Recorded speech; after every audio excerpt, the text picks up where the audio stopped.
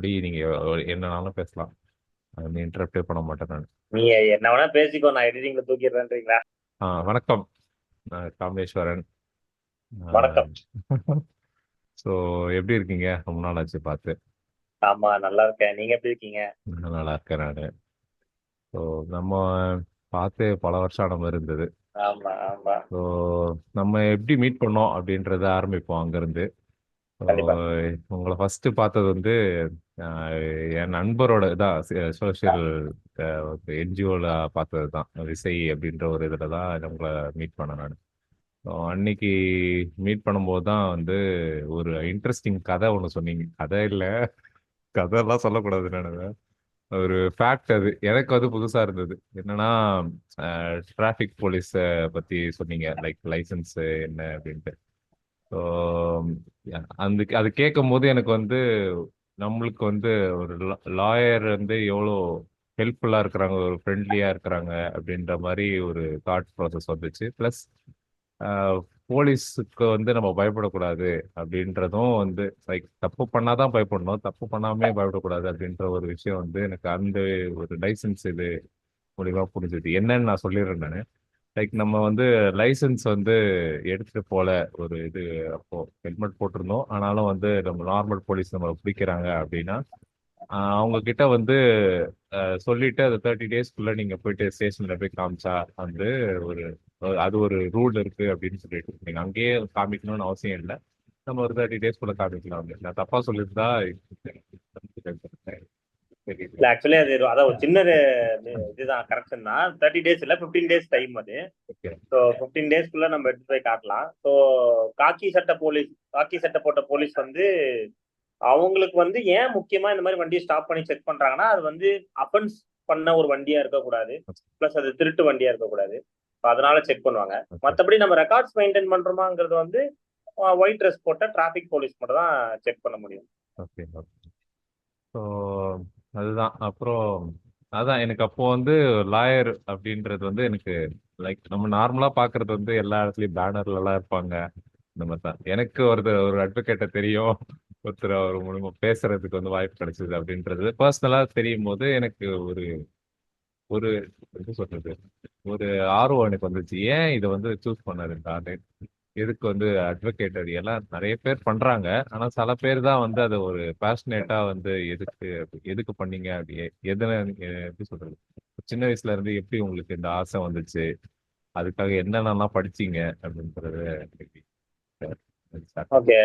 So சின்ன வயசுல இருந்தே ஃபுல் எனக்கு விவரம் தெரிஞ்ச நாள்ல இருந்தே வந்து எங்க அண்ணன் டாக்டர்னும் நான் அட்வொகேட்னு தான் அம்மா வளர்த்தாங்க. ஸோ கண்டிப்பா அது எனக்கு தெரிஞ்சு நான் செகண்ட் ஸ்டாண்டர்ட் படிக்கும் போதே எனக்கு ஓரளவுக்கு நினைவு இருக்கு. நான் கண்டிப்பா வந்து ஆக்சுவலா எங்க அம்மா நான் ஜட்ஜ் ஆகணும் அப்படின்னு தான் வளர்த்தாங்க.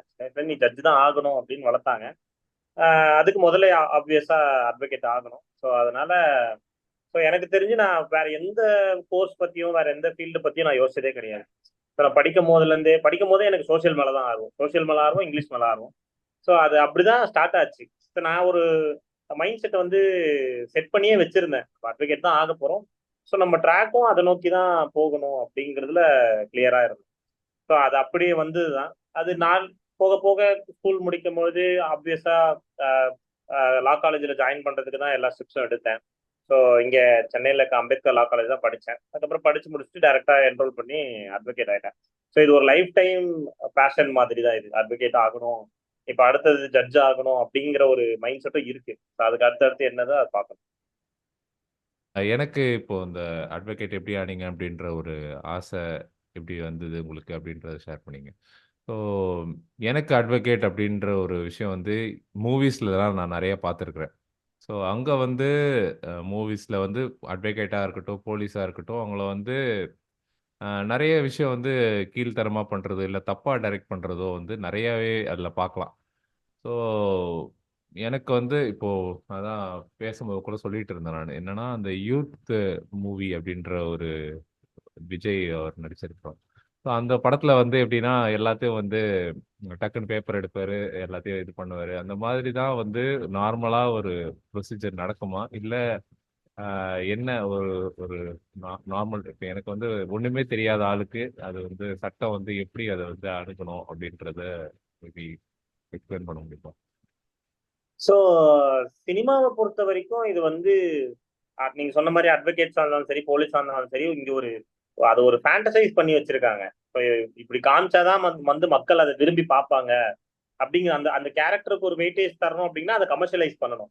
ஸோ அதை கமர்ஷியலைஸ் பண்ணணும், அதை ஃபேண்டசைஸ் பண்ணணும்.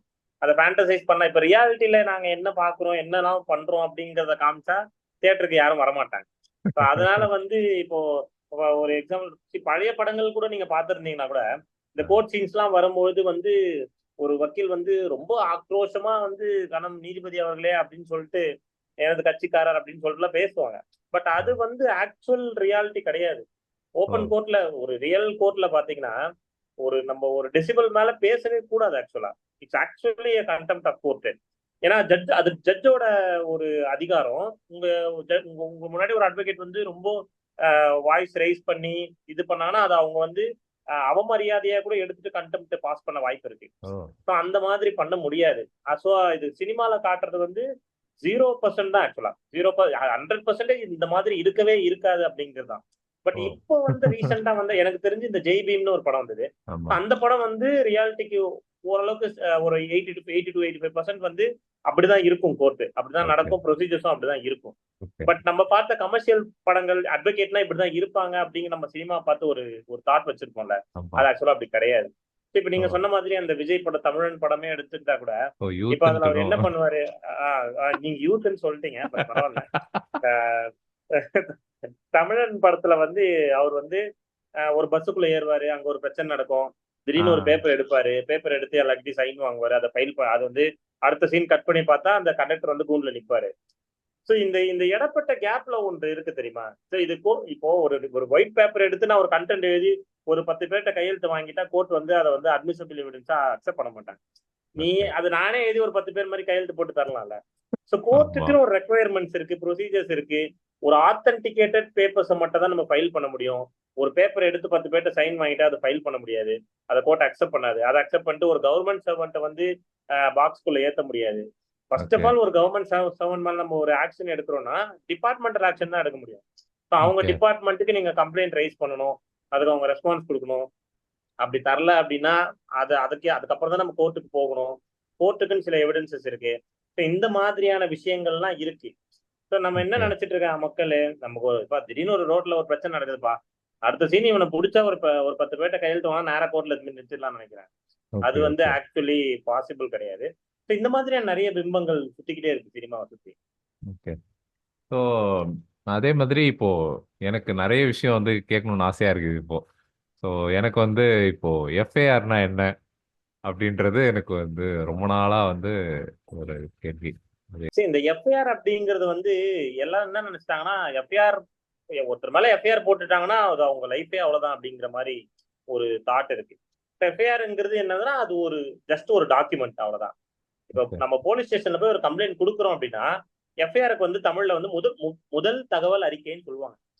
இந்த முதல் தகவல் அறிக்கைங்கிறது அது அந்த வார்த்தையிலேயே அதுக்கான அர்த்தம் இருக்கு. முதல் தகவல் அறிக்கை, ஃபர்ஸ்ட் இன்ஃபர்மேஷன் ரிப்போர்ட் தான் எஃப்ஐஆர். சோ ஒரு போலீஸ் கிட்ட ஒரு தகவல் வரும்பொழுது அந்த தகவலை அவங்க விசாரணை செய்யறதுக்கு அவங்க கிட்ட ஒரு ஆத்தென்டிகேட்டட் டாக்குமெண்ட் இருக்கணும். அந்த ஆத்தென்டிகேட்டட் டாக்குமெண்ட் தான் எஃப்ஐஆர். ஸோ போலீஸ் என்ன பண்ணுவாங்கன்னா, இந்த மாதிரி ஒரு கம்ப்ளைண்ட் எங்க கிட்ட வந்திருக்கு, இந்த கம்ப்ளைண்ட்ல நடந்த சம்பவங்கள் ஐபிசில இந்த அஃபென்சஸ் சுத்தி இருக்கு அப்படின்னு அந்த அஃபென்சஸ் என்ன செக்ஷனோ அந்த செக்ஷனை மென்ஷன் பண்ணி யார் கம்ப்ளைண்ட் கொடுத்தாங்க, என்னைக்கு கம்ப்ளைண்ட் கொடுத்தாங்க, அந்த கம்ப்ளைண்டோட டிஸ்கிரிப்ஷன் இதெல்லாம் போட்டு ஃபைல் பண்ணுவாங்க. இதை ஃபைல் பண்ணிட்டு போலீஸ் ஆக்சுவலி என்ன பண்ணணும்னா, யார் மேல கம்ப்ளைண்ட் கொடுக்குறாங்களோ அவங்கள ரிமாண்ட் பண்ணணும். இப்ப நான் ஒருத்தர் மேல கம்ப்ளைண்ட் கொடுக்குறேன், அவர் என்ன அடிச்சிட்டாரு, என்ன கொலை பண்ண வந்தாரு அப்படின்னா அவங்கள ரிமாண்ட் பண்ணுவாங்க. ரிமாண்ட் எதுக்கு பண்றாங்க அப்படின்னா, அவங்க தப்பிச்சு ஓடிடக்கூடாதுன்றதுக்காக ரிமாண்ட் பண்ணுவாங்க. ரிமாண்ட் பண்ணி 24 ஹவர்ஸ்க்குள்ள அவங்க என்ன பண்ணணும்னா, அந்த ஜூரிஸ்டிக்ஷன்ல அந்த அந்த போலீஸ் ஸ்டேஷன் எந்த கோர்ட் கண்ட்ரோல்ல வருதோ அந்த கோர்ட்ல மஜிஸ்ட்ரேட் கிட்ட போய் அவங்கள சரண்டர் பண்ணி அவங்கள புழல் ஜெயிலுக்கு அனுப்புவாங்க. இதுதான் எஃப்ஐஆர். பட் எஃப்ஐஆர்ங்கிறது ஒரு கேஸோட முடிவு கிடையாது, அது கேஸோட தொடக்கம். எல்லாம் என்ன நினைச்சிட்டு இருக்காங்கன்னா, எஃப்ஐஆர் போட்டா முடிஞ்சு போச்சு, ஜெயில போட்டுருவாங்க அவ்வளவுதான் அப்படிங்கிறது. ஸோ எஃப்ஐஆர் ஃபைல் பண்ண நாள்ல இருந்து 90 டேஸ்ல வந்து சார்ஜ் ஷீட்னு ஒன்று ஃபைல் பண்ணுவாங்க போலீஸ். சார்ஜ் ஷீட் அப்படிங்கிறது என்னன்னா இறுதி அறிக்கைன்னு சொல்லுவாங்க.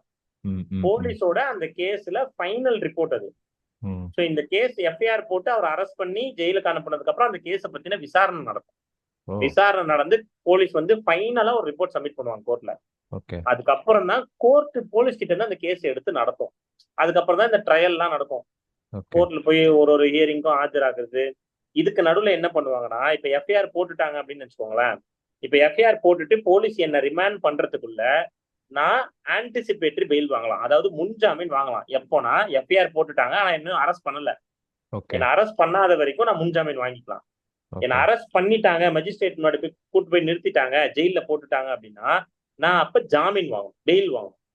ஓகே. இப்ப நான் ஜெயிலுக்குள்ள இருந்து நான் வெளியில யாராவது ஒரு அட்வொகேட் வச்சு நான் ஜாமீன் வாங்கி அதுக்கப்புறம் நான் வெளியில இருக்கலாம். ஜாமீனுக்கு சில கண்டிஷன்ஸ்லாம் சொல்லுவாங்க. அதாவது ஓகே. டெய்லி காலைல போய் கையெழுத்து போடணும். அந்த சிங்கம் படத்துல ஆமா, ஆமா. பார்த்திருப்பீங்க. ஆமா, ஆமா, ஆமா. பிரகாஷ் இன்னும் 15 நாள் வர இடமும் தெரியக்கூடாது, போற தடமும் தெரியக்கூடாதுன்னு. ஆ. அந்த மாதிரி மீதி இருக்கிற 14 நாள் நீ வர தடமும் தெரியக்கூடாது, போற இடமும் தெரியக்கூடாது. 15 நாள் 30 நாள் அப்படின்னு சொல்லிட்டு டெய்லி காலையில இத்தனை மணிக்கு போய் கையெழுத்து போடணும் அப்படிங்கிறது. ஏன்னா அந்த அந்த அக்யூஸ்ட் வந்து அந்த இடத்த விட்டு தப்பிச்சு போயிடக்கூடாது அப்படிங்கிறதுக்காக. So okay. இது எல்லாமே ஒரு டைம்லி ப்ராசஸ். இந்த ப்ராசஸ் பண்ணி இவங்க வந்து இது பண்ணி அப்புறம் நம்ம கேஸ் நடத்தி அதை நம்ம ஜெயிக்கிறோமோ தோக்குறோமோ அதெல்லாம் ரெண்டாவது விஷயம். எல்லாருமே வந்து போலீஸு, லாயர்லாம் பார்த்து பயப்படுறாங்க. ஸோ ஏன் அப்படின்றது ஒவ்வொருத்தரோட பெர்சனல் எக்ஸ்பீரியன்ஸ் இருக்குது. ஸோ அத பத்தி வேற ஏதாவது நீங்க ஷேர் பண்ணணும்னு நினைக்கிறீங்கனாலும் பண்ணலாம். தெர்ல. இது இது என்னன்னா இது இப்போ லா தான் இங்க சுப்ரீம்னு ஒண்ணு இருக்குறேன். லா தான் இங்க எல்லாத்தையும் சட்டம் தான் இருக்கிறதுலே சுப்ரீம். சட்டம் என்ன சொல்லுதோ அதுக்கேற்ற மாதிரி நடந்துக்கும். ஸோ சட்டத்தை வந்து ப்ரொடெக்ட் பண்றது 2 பேர் தான். ஒன்னு போலீஸ், இன்னொன்னு அட்வொகேட்ஸ். இவங்க தான் ப்ரொடெக்ட் பண்றாங்க. ஸோ அட்வொகேட்ஸ் இன்க்ளூட் ஜட்ஜஸ் எல்லாமே சேர்த்து தான் சொல்றேன். ம். ஸோ இது வந்து பயம்ன்றதை தாண்டி போலீஸை பார்த்தா பயப்படுவோம். நம்ம தப்பு பண்றோமோ இல்லையோ. ஏன் ஆமா. பயப்படுறோம் அப்படின்னா எல்லாருக்கும் இருக்க ஒரு காமன் தாட் நம்ம தப்பே பண்ணாலும் இவங்க ஏதாவது நம்ம தப்பு சொல்லுவாங்களோ அப்படிங்கிறது. ஆ அதுதான். இப்ப நம்ம எல்லா பேப்பர்ஸும் வச்சிருப்போம். Driving licence, insurance. திடீர்னு நேத்து நம்மள ரோட் டாக்ஸ் கேட்பாங்களோ அப்படின்னு ஒரு தாட் இருக்கும். ஆ. So அந்த மாதிரியான பிம்பம் இருக்கு. ஆனா ஆக்சுவலி அப்படி கிடையாது. ஓகே. என்கிட்ட எல்லாமே ப்ராப்பரா இருக்குன்னா நான் அது வந்து தைரியமா இருக்கலாம். ஏன்னா எல்லா சினிமாலயும் வர்றதுதான் காவல்துறை உங்கள் நண்பன் அப்படிங்கிறது. ஆமா. அந்த மாதிரியான காவல் அதிகாரிகளும் இருக்காங்க இங்க. இப்போ பர்டிகுலர்லி இப்போ ஆக்சுவலா நிறைய சேஞ்ச் ஆயிருக்கு. ம். போலீஸோட அப்ரோச்சே நிறைய சேஞ்ச் ஆயிருக்கு. அதுக்கு அவங்களோட ஹையர் அபிஷியல்ஸ் வந்து நிறைய டைரக்ஷன்ஸ் கொடுக்குறாங்க. இந்த மாதிரி ஓகே. நிறைய போலீஸ் கிரைம்ஸ்லாம் நிறைய கம்மியாயிருக்கு. ஸோ அந்த மாதிரியான விஷயங்கள்லாம் இருக்கு. ஸோ அது பயப்படணும்னு அவசியம் இல்லை. ம். அட்வொகேட்ஸை பொறுத்த வரைக்கும் என்னன்னா என்ன கேட்டீங்கன்னா அவங்க பயப்படுறாங்களா இல்லையான்னு எனக்கு தெரியாது. பட் இந்த பார்வையே வந்து பார்வையே ரொம்ப சேஞ்ச் ஆயிருக்கு அட்வொகேட்ஸ். ஏன்னா வந்து நீங்க நல்லா யோசிச்சு பாருங்க. ஒரு ஒரு காலத்துல வந்து இப்போ இண்டிபெண்டன்ஸே எடுத்துக்கிட்டாலும் அங்க இருந்த எல்லா லீடர்ஸுமே அட்வொகேட்ஸா இருந்தாங்க. ஆமா.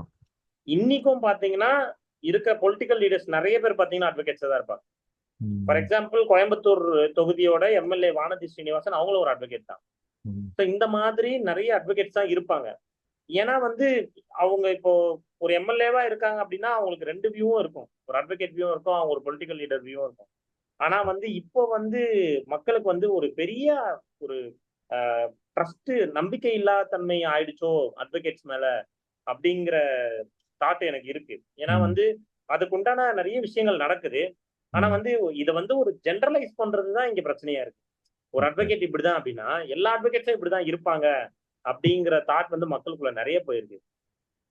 ஈஸியா கிடைக்கிற நெறைய லூப் ஹோல்ஸ்லாம் வந்து இப்ப இருக்குதுன்னு எனக்கு என்னவோ தோணுது. ஏன்னா பார்க்குற இடத்துல எல்லாருமே பேனர் வச்சுக்கிட்டு, அட்வொகேட் அப்படின்னு சொல்லி ஈஸியா வாங்கிட்டு போறாங்களோ அப்படின்னு. அதனால மேபி அந்த ப்ரொஃபஷனுக்கு ஒரு களங்கம் வந்ததா அப்படின்ற ஒரு தாட் எனக்கு சும்மா நார்மலா எனக்கு தோணுது. மேபி தெரியல அது உண்மையா, பொய்யா அப்படின்றது. நீங்க அதுக்கு என்ன சொல்றீங்க? லைக் இப்போ இந்த இதுவும் எல்லாத்துக்கும் நம்ம இந்த சினிமா ரெஃபரன்ஸ் எடுக்க வேண்டிய சூழ்நிலையில இருக்கோம். இப்ப என்னன்னு பாத்தீங்கன்னா சட்டத்துல ஓட்டை இருக்குன்னு சட்டத்துல ஓட்டை சட்டத்துல ஆக்சுவலா ஓட்டை கிடையாது. எந்த சட்டத்திலுமே ஓட்டை கிடையாது. ஓகே. சரி இப்போ ஒரு கொலை நடக்குதுன்னு வச்சுக்கோங்களேன். அதுல வந்து சட்டத்துல இருக்க ஓட்டையை வச்சு தப்பிக்க முடியாது. அங்க ஓகே. நடந்த அந்த கொலையை சுத்தி நடந்த சூழ்நிலைகளையும் அங்க நடக்கிற அந்த சினாரியோ வச்சுதான் எஸ்கேப் ஆக முடியும். இப்ப ம். அங்க யாராவது ஒருத்தர் சம்மந்தமே இல்லாம ஒருத்தர் நடந்து போயிருப்பான். அவனை புடிச்சு உள்ள போட்டுதான் நீங்க தப்பிக்க முடியுமே தவிர இதுக்கு சட்டத்துல ம். எந்த ஓட்டையும் கிடையாது. ஸோ புரியுது. லா இஸ் லா தான். அது வந்து ஒரு ஒரு பிரைமான ஒரு விஷயம். அது வந்து ரொம்ப ஸ்ட்ரெயிட் ஃபார்வர்டா இருக்கும். தப்புனா தப்பு, ரைட்டுனா ரைட்டுங்கிற மாதிரி தான் இருக்கும். ஸோ இது வந்து இப்ப நான் ஒரு அட்வொகேட்டா இருக்கேன் அப்படின்னா லாவோட நூக்கன் கார்னர் எனக்கு தெரிஞ்சிருக்கும். ஆ. ஒரு இன்சிடென்ட் நடக்குதுன்னா அந்த இன்சிடென்ட் நூக்கன் கார்னர்ல எப்படி நான் அதை வியூ பண்ணணும், எல்லா பெர்ஸ்பெக்டிவ்ல எப்படி பார்க்கணும் அப்படிங்கிறது தான். ஓகே. அஃப்கோர்ஸ் இது என்னதான் நம்ம நோபல் ப்ரொஃபஷனா இருந்தாலும் இது ஒரு ப்ரொஃபஷன். இதனால நிறைய பேர் ஃபேமிலி வாழுது, அவங்களும் ஏர்ன் பண்ணி தான் ஆகணும். அப்போ என்கிட்ட ஒரு கிளையண்ட் வராங்க அப்படின்னா அந்த கிளையண்ட்டுக்கு தான் நான் வந்து ட்ரூவா இருக்கணும்னு நினைப்பேன். ஆமா. அந்த கிளையண்ட் வந்து கரெக்டானவனா தப்பானவனுங்க தான் எனக்கு செகண்டரி. என்கிட்ட ஒரு கிளையண்ட் வராங்க, அந்த கிளையண்ட்டுக்கு நான் உண்மையா இருக்கணும்னு பார்ப்பேன். இதுதான் வந்து இது இது இதுதான் ஒரு அட்வொகேட்டோட ஃபர்ஸ்ட் பாயிண்ட் ஆஃப் வியூவா இருக்கும். என்கிட்ட எந்த கிளையண்ட் வந்தாலும் அவங்களுக்கு என்ன பிரச்சனை, அந்த பிரச்சனையில அவங்க தப்பு பண்ணி, ஏன்னா வந்து there are always two sides of coin. ரெண்டு சைடுக்கு ஒரு காயினுக்கு இருக்கும். இப்ப நம்ம கிட்ட வந்து சொல்றவன் அவன் சைடு நியாயத்தை தான் சொல்லுவான், எதிர்த்தரப்புல வந்து இவன் தான் தப்பு பண்ணான்னு சொல்லுவான். ஆனா என்னோட வேலை என் கிளையண்ட் தப்பு பண்ணலங்கிறத ப்ரூவ் பண்றதுதான்.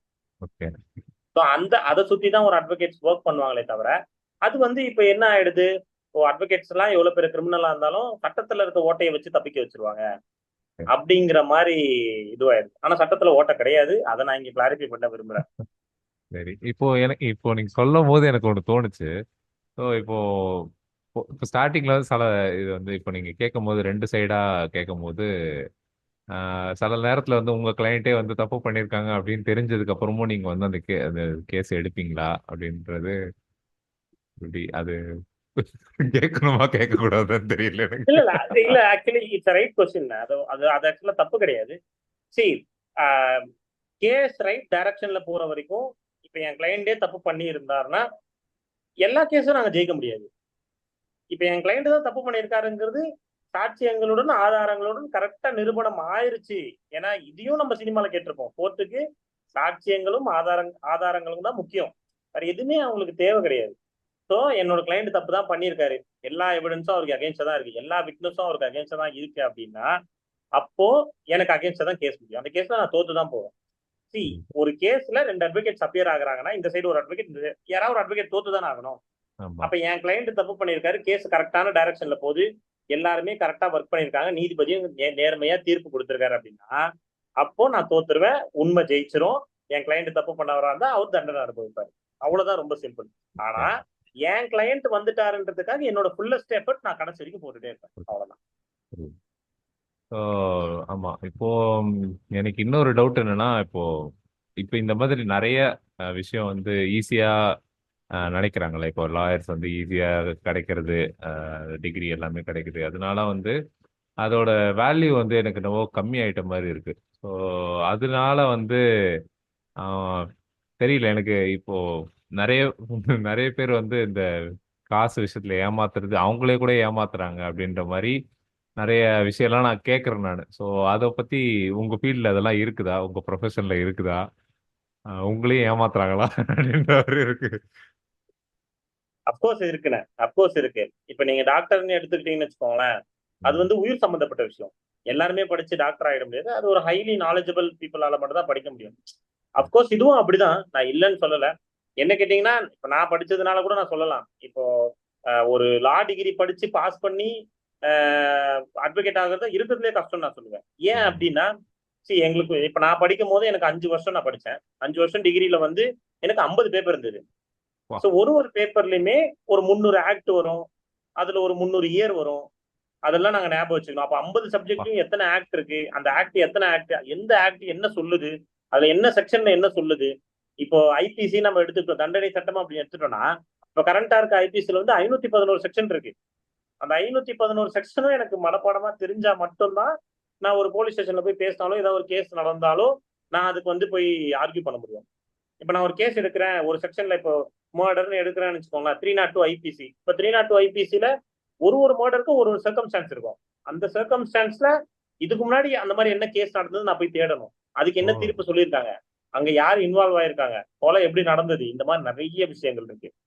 அண்ட் இன்னொரு விஷயம் பாத்தீங்கன்னா, ஒரு அட்வொகேட் மட்டும்தான் எல்லா ஃபீல்டையும் தெரிஞ்சு வச்சிருக்கணும். இப்போ ஒரு கொலை நடக்குதுன்னா அங்க போரன்சிக் வந்திருப்பாங்க, அந்த போரன்சிக் ரிப்போர்ட் என்ன சொல்லுது, போஸ்ட்மார்ட்டம் ரிப்போர்ட் என்ன சொல்லுது, இதையும் நாங்க தெரிஞ்சு வச்சிருந்துருக்கணும். ஒரு பிசிஷியன் போயிட்டு அந்த ஒரு ரிப்போர்ட் வந்து பிசிஷியன் லேபுக்கு போயிட்டு வருதுன்னா அந்த ரிப்போர்ட் என்ன சொல்லுது நாங்க தெரிஞ்சு வச்சிருக்கணும். ஒரு பில்டிங் இடிஞ்சு விழுதுனா கூட அந்த கன்ஸ்ட்ரக்ஷன்ல அந்த பில்டிங் என்ன டைமென்ஷன் இருந்தது முதல்ல நாங்க தெரிஞ்சு வச்சிருந்திருக்கோம். அப்பதான் ஆமா, நாங்க அதை பாஸ் பண்ண முடியும். ஆமா. அந்த கேஸை நாங்க நடத்த முடியும். ஸோ அதனால இப்போ நாங்க எல்லா ஃபீல்டை பத்தி நாங்க தெரிஞ்சு வச்சிருந்தா மட்டும்தான் இது பண்ணணும். வேற எந்த ப்ரொஃபஷனுக்கும் எனக்கு தெரிஞ்சு அந்த மாதிரி கிடையாது. இப்போ ஒரு டாக்டர் போயிட்டு என்ன லா என்ன சொல்லுதுன்னு அவருக்கு தெரியணுன்ற அவசியம் கிடையாது. ஆமா. அவர் வரது அவர் ட்ரீட்மெண்ட் பார்க்க போறாரு. ஆனா இப்ப நாங்க ஒரு கேஸை வின் பண்ணி ஆகணும்னா, இப்ப அந்த ஒரு பர்டிகுலர் ஒரு டிசீஸ் பத்தி சொல்லுது. அந்த டிசீஸ்னாலதான் இந்த மாதிரி ஒரு கேஸ் வந்தது அப்படின்னா, அந்த டிசீஸை பத்தி ஃபுல் ஹிஸ்டரியை நாங்க படிச்சாகணும். இப்போ ம். முக்கியமா ஒரு சைக்காலஜிக்கல் டிசீஸ் அப்படின்னா, அது அப்போ ஒரு சைக்காலஜிக்கல் டிசீஸ் அஃபெக்ட் ஆயிருக்க ஒரு ஆள் வந்து எப்படிலாம் பிஹேவ் பண்ணுவாங்கன்றது நாங்க தெரிஞ்சு வச்சுருக்கோம். ஸோ இந்த மாதிரியான நிறைய விஷயங்கள் இருக்கு. ஸோ இது வந்து ஓகே. கஷ்டம் தான். ஆனா என்னன்னா, இங்க வந்து சிஸ்டம் எப்படி ஒர்க் ஆகுது அப்படின்னு பாத்தீங்கன்னா, ஸோ சட்டம் வந்து எல்லாருக்குமே அவைலா இருக்கணும் அப்படிங்கிறது தான் எங்க விஷயம். ஸோ அதனால வந்து லா காலேஜஸ்லயுமே சரி, கவர்மெண்ட் காலேஜஸ்லயும் சரி, எங்களுக்கு எந்த விதமான என்ட்ரன்ஸ் எக்ஸாமும் கிடையாது. முதல்ல அதை நான் கிளாரிஃபை பண்ணிடுறேன். ஓ! ஸோ லா சேர்றதுக்கு என்ட்ரன்ஸ் எக்ஸாம் கிடையாது. அதாவது கவர்மெண்ட் லா காலேஜஸ்ல சொல்றேன். ஓகே. கவர்மெண்ட் லா காலேஜஸ்ல என்ட்ரன்ஸ் கிடையாது. கவுன்சிலிங் முறையில தான் சீட்டு கிடைக்கும். ஸோ நீங்க அப்ளை பண்ணுவீங்க. உங்களோட கட் ஆஃப் மார்க் வச்சு உங்களுக்கு ஆறு ஆறு லா காலேஜ் இருக்கு. 6 கவர்மெண்ட் லா காலேஜஸ் இருக்கு. அதுல வந்து உங்களுக்கு உங்களுக்கு கட் ஆஃப்க்கு ஏத்த மாதிரி உங்களுக்கு எங்க எங்க கிடைக்குதோ நீங்க அங்க போய் ஜாயின் பண்ணுவீங்க. ஓகே. ஸோ இது இப்படிதான் ஒர்க் ஆகும். ஆனா பிரைவேட் லா காலேஜஸ்ல சேர்றீங்க அப்படின்னா அவங்களுக்கு என்ட்ரன்ஸ் வச்சிருப்பாங்க. கிளாட்னு ஒரு எக்ஸாம் இருக்கு. So okay. அந்த கிளாட் எக்ஸாம் எழுதி தான் பாஸ் பண்ணி தான் ஜாயின் பண்ணுவாங்க. So okay. இது இந்த சேர்ற ப்ராசஸ் ஈஸியா இருக்கு. அதுலயும் லா காலேஜஸ்ல முக்கியமா ரோல் பிளே பண்றது ரிசர்வேஷன்ஸ் தான். ஓகே. இப்ப நீங்க ரிசர்வேஷன்ஸ் தான் என்னன்னு நான் சொல்றேன்னா, இப்ப நான் எஸ்சின்னு வச்சுக்கோங்களேன். ம். எனக்கு நான் 12th முடிச்சு லா சேரணும் அப்படின்னா எஸ்சிக்கு 60% இருந்தா போதும். ஓ! நான் 12th 60% எடுத்திருந்தா போதும். ம். அப்போ இது வந்து ஏன்னா இது வந்து லா வந்து எல்லாருக்கும் ஈஸியா அவைல் ஆகணும். ரொம்ப ரொம்ப கஷ்டப்படுற ஃபேமிலில இருக்க ஒரு பையன் கூட லா படிக்கணும் அப்படிங்கிறதுக்காக கொண்டு வந்த விஷயம் தான். பட் எல்லாத்துலயுமே மிஸ்யூஸ் நடக்கும். ஆமா, அது ஆமா. எங்கேயும் நடக்குது. அதை இன்னொரு விஷயங்கள் என்னன்னா, நம்ம இப்ப எல்லாருமே இப்ப நான் போய் எங்கேயாவது என்னப்பா பண்ற அப்படின்னா, லாயருங்க அப்படின்னா, என்ன ஆந்திரால படிச்சியா அப்படின்னு கேட்பாங்க. ஆ இதுதான், அதுதான். ஆந்திரால படிச்சியா அப்படிங்கறத கேட்டாலே எனக்கு செம்ம கோவம் ஆமா. வரும். ஏன் அப்படின்னா, ஏன்னா அங்க வந்து பிரைவேட் காலேஜஸ் தான். அங்க கவர்மெண்ட் காலேஜஸ் கிடையாது, பிரைவேட் காலேஜஸ் தான். அங்கேயும் இப்போ ரீசன்ட் டைம்ஸ்ல ஒரு 2-3 இயர்ஸா தான் என்ட்ரன்ஸ் எக்ஸாம் கொண்டு வந்திருக்காங்க. ஆனா வந்து அதுக்கு முன்னாடி அங்க வந்து டைரக்ட் அட்மிஷன். நீங்க போய் ஃபீஸ் கட்டினீங்கன்னா ஜாயினிங் அவ்வளவுதான். சோ என்ன பண்ணிட்டாங்க அப்படின்னா, அதுலயும் நிறைய ஆனா எல்லாத்துலயுமே அரசியல் இருக்குண்ணே. நம்ம இங்க ஓப்பனா பேசுறோமோ இல்லையோ, ஆனா எல்லாத்துலயுமே அரசியல் இருக்கு. சீரியஸா.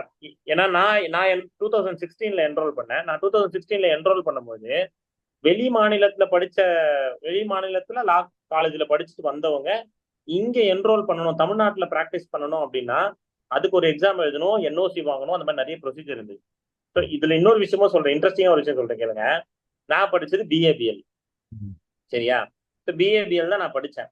அப்போ வந்து தமிழ்நாட்டுல மட்டும்தான் பிஏபிஎல். தமிழ்நாடு லா காலேஜஸ்ல படிச்சீங்கன்னா மட்டும்தான் பிஏபிஎல். நீங்க வேற எந்த ஸ்டேட்ல போய் படிச்சாலும் அதை எல்எல்பின்னு சொல்லுவாங்க. ஆ. ஓகே. சரியா? ஸோ எல்எல்பின்னு சொல்லுவாங்க. இப்ப இது என்ன ஆயிருச்சு அப்படின்னா, இங்க தமிழ்நாடு லா காலேஜ் முதற்கொண்டு இப்ப எங்க படிச்சாலும் எல்எல்பி தான். ஓ! இப்ப பிஏபிஎல்ன்ற ஒண்ணு அழிஞ்சு போச்சு. இல்லவே இல்ல. இல்லவே கிடையாது. இப்ப படிச்சுட்டு பாஸ் ஆகி வர எல்லாருக்குமே எல்எல்பின்னு தான் சொல்லுவாங்க. அவங்க ஓ! பேர் போட்டு பின்னாடி எல்எல்பின்னு தான் போடணும்.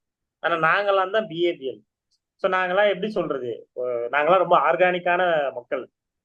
இப்ப வர்றவங்க எல்லாருக்கும் வந்து நீ இப்ப இதுல என்ன உங்களுக்கு அண்டர்ஸ்டாண்ட் ஆகுதுன்னா, இப்ப தமிழ்நாட்டுல படிச்சியா, ஆந்திரால படிச்சியாங்க வித்தியாசம் இல்ல இப்போ. தெரியாது. ஆ. இப்ப நான் தமிழ்நாடுல கவர்மெண்ட் லா காலேஜ்ல படிச்சுட்டு டிகிரி வாங்கிட்டு வெளியே வந்தாலும் நான் எல்எல்பி தான். எல்எல்பி நான் தான். போய் ஆந்திரால போட்டு காலேஜ்க்கே போகாம எக்ஸாம் அட்டன் பண்ணிட்டு வாங்கிட்டு வந்தாலும் அது எல்எல்பி தான். எல்எல்பி தான். அந்த மாதிரி ஒரு டைல்யூஷன் நடக்கும்பொழுது இங்க வக்கீல் சார்ந்து நடக்கிற குற்றங்கள் அதிகமாகுது. அது நீங்க சொல்ற அந்த மிஸ்யூஸ் வந்து அதிகமாகுது. ஓ! வந்து நெறைய ப்ரொசீஜர்லாம் வந்து எனக்கு தெரிஞ்சா கொஞ்சம் நல்லா இருக்கும்னு தோணுது. உங்க வேலை எப்படி இருக்கும் அப்படின்றது கொஞ்சம் ஆர்வமா இருக்கு கேட்கறதுக்கு. எப்படி நீங்க வந்து பண்ணுவீங்க? அப்படின்னு. ஒரு கேஸ் வந்ததுன்னா எப்படி நீங்க வந்து அத அட்ரஸ் பண்ணுவீங்க? கஷ்டம். ஆக்சுவலா என்னன்னா, எல்லா ப்ரொஃபஷனுமே கஷ்டம் தானே. நம்ம வந்து ம். நான் தான் இருக்கிறதுலே ரொம்ப கஷ்டப்படுறேன்னு யாரும் சொல்ற முடியாது. எல்லாருமே கஷ்டப்பட்டு தான். இப்ப நீங்க ஒரு பாட்காஸ்ட் பண்றீங்கனாலும் இதுக்கு உங்களுக்கு 1008 கஷ்டங்கள் இருக்கும். நீங்க உட்காந்து ப்ரிப்பேர் பண்ணணும். என்ன மாதிரி ஒருத்தனை கூப்பிடணும், அதுக்கப்புறம் பேசணும், அதை எடிட் பண்ணணும், அதை பப்ளிஷ் பண்ணணும், அது ரீச் ஆகுதான்னு பார்க்கணும். அந்த மாதிரி நிறைய விஷயங்கள் இருக்கும். ஸோ அதே மாதிரிதான் எங்களுக்கு. இப்ப நாங்க எங்ககிட்ட வருது ஒரு கேஸ் வருது அப்படின்னா நாங்க வந்து ஃபர்ஸ்ட் கம்ப்ளீட்டா எல்லா ஃபேக்ட்ஸையும் கேட்டுப்போம். மறுபடியும் ஒரு சினிமா ரெஃபரன்ஸ் எடுத்துப்போம். டாக்டர் கிட்டயும் வக்கீல் கிட்டயும் பொய் சொல்லக்கூடாது. வக்கீலுக்கிட்டேயோ டாக்டர் கிட்டேயோ பொய் சொல்லக்கூடாது. ஆனா வக்கீலும் டாக்டரும் பொய் சொல்லலாம். அது வந்து அதை நாங்க என்ஷோர் பண்ணிப்போம். நீ வந்து தப்பே பண்ணிடு, அது பிரச்சனை கிடையாது. என்கிட்ட உண்மையை சொல்லிடு, அப்பதான் நான் உனக்கு காப்பாற்ற முடியும். என்னை நம்பி வந்துட்டீங்க, நான் உங்களை காப்பாற்றணும்னு நீங்க என்கிட்ட உண்மையை சொல்லணும். அதுதான் ரொம்ப முக்கியம். ஸோ என்ன பண்ணுவோம் அப்படின்னா கம்ப்ளீட் ஃபேக்ட்ஸ் கேட்டுப்போம். ஃபேக்ட்ஸ் கேட்டுட்டு ஃபர்ஸ்ட் மக்கள் என்ன தெரியுமா பண்ணுவாங்க, இப்ப நம்ம ஜுரம் நம்ம ஹாஸ்பிட்டல் போறோம்னு வச்சுக்கோங்களேன். டாக்டர் என்ன பண்ணுவாரு, பாப்பாரு, செக் பண்ணுவாரு, ஊசி போடுவாரு, மாத்திரை கொடுப்பாரு. காலையில மறுநாள் காலைல ஜுரம் விடல அப்படின்னா டாக்டர் திட்டிடுவோம், கண்டிப்பா திட்டிடுவோம். அந்த மாதிரிதான் எங்களுக்கும். இப்ப நாங்க போறோம், யாராவது ஒரு கிளைண்ட் எங்க கிட்ட வராங்க அப்படின்னா அவங்க ஒரு பிரச்சனையை சொல்லுவாங்க. அவங்க பிரச்சனையை சொல்லி அவங்க அந்த ரூமை விட்டு வெளியே போறதுக்குள்ள நான் அவங்களுக்கு சொல்யூஷன் சொல்லியிருக்கணும். அப்படி சொல்லலைன்னா அவர் நல்ல வக்கீல் கிடையாது. வக்கீலுக்கு என்ன பிரச்சனை கிடையாது, அப்புறம் நீ என்ன வக்கீல் அப்படின்ற மாதிரி நம்மள ஒரு பார்வை பார்ப்பாங்க. அதுக்கப்புறம் நம்மள இது பண்ணுவாங்க. அவங்களோட பிஹேவியரே நம்ம கிட்ட மாறிடும். அந்த மாதிரி எல்லாம் இருக்கு. இப்ப இங்க என்னன்னா ப்ரொசீஜர் தான். இப்ப இன்ஸ்டன்டா எதுவும் கிடைக்காது. எந்த ரெமெடியுமே இன்ஸ்டன்டா கிடைக்காது. அதை ஃபர்ஸ்ட் மக்கள் அண்டர்ஸ்டாண்ட் பண்ணணும். ஏன்னா வந்து கோர்ட்டுக்குன்னு ஒரு ப்ரொசீஜரல் டைம் இருக்கு. அந்த டைமை பேஸ் பண்ணி தான் நம்ம ஒர்க் பண்றோம். அந்த டைம் கண்டிப்பா எடுத்துக்கும். இப்போ ஒரு கேஸ் வருது அப்படின்னா, ஒரு உதாரணத்துக்கு சொல்றேன், ஒரு உதாரணத்துக்கு ஒரு செக் மோசடி நடக்குது. உங்ககிட்ட யாராவது காசு வாங்கிடுறாங்கன்னு வச்சுக்கோங்களேன். அந்த காசு வாங்கிட்டு திருப்பி தரல, நீங்க என்ன பண்றீங்கன்னா ஒரு செக் எழுதி வாங்கிடுறீங்க. ஒரு அமௌண்ட்டுக்கு ஒரு செக் எழுதி வாங்கிடுறீங்க. இந்த டேட்குள்ள நீ தரலன்னா நான் இந்த செக்கை பவுன்ஸ் பண்றேன்னு சொல்றீங்க. ஏன்னா செக் பவுன்ஸ் பண்றது வந்து கிரிமினல் அஃபென்ஸ்.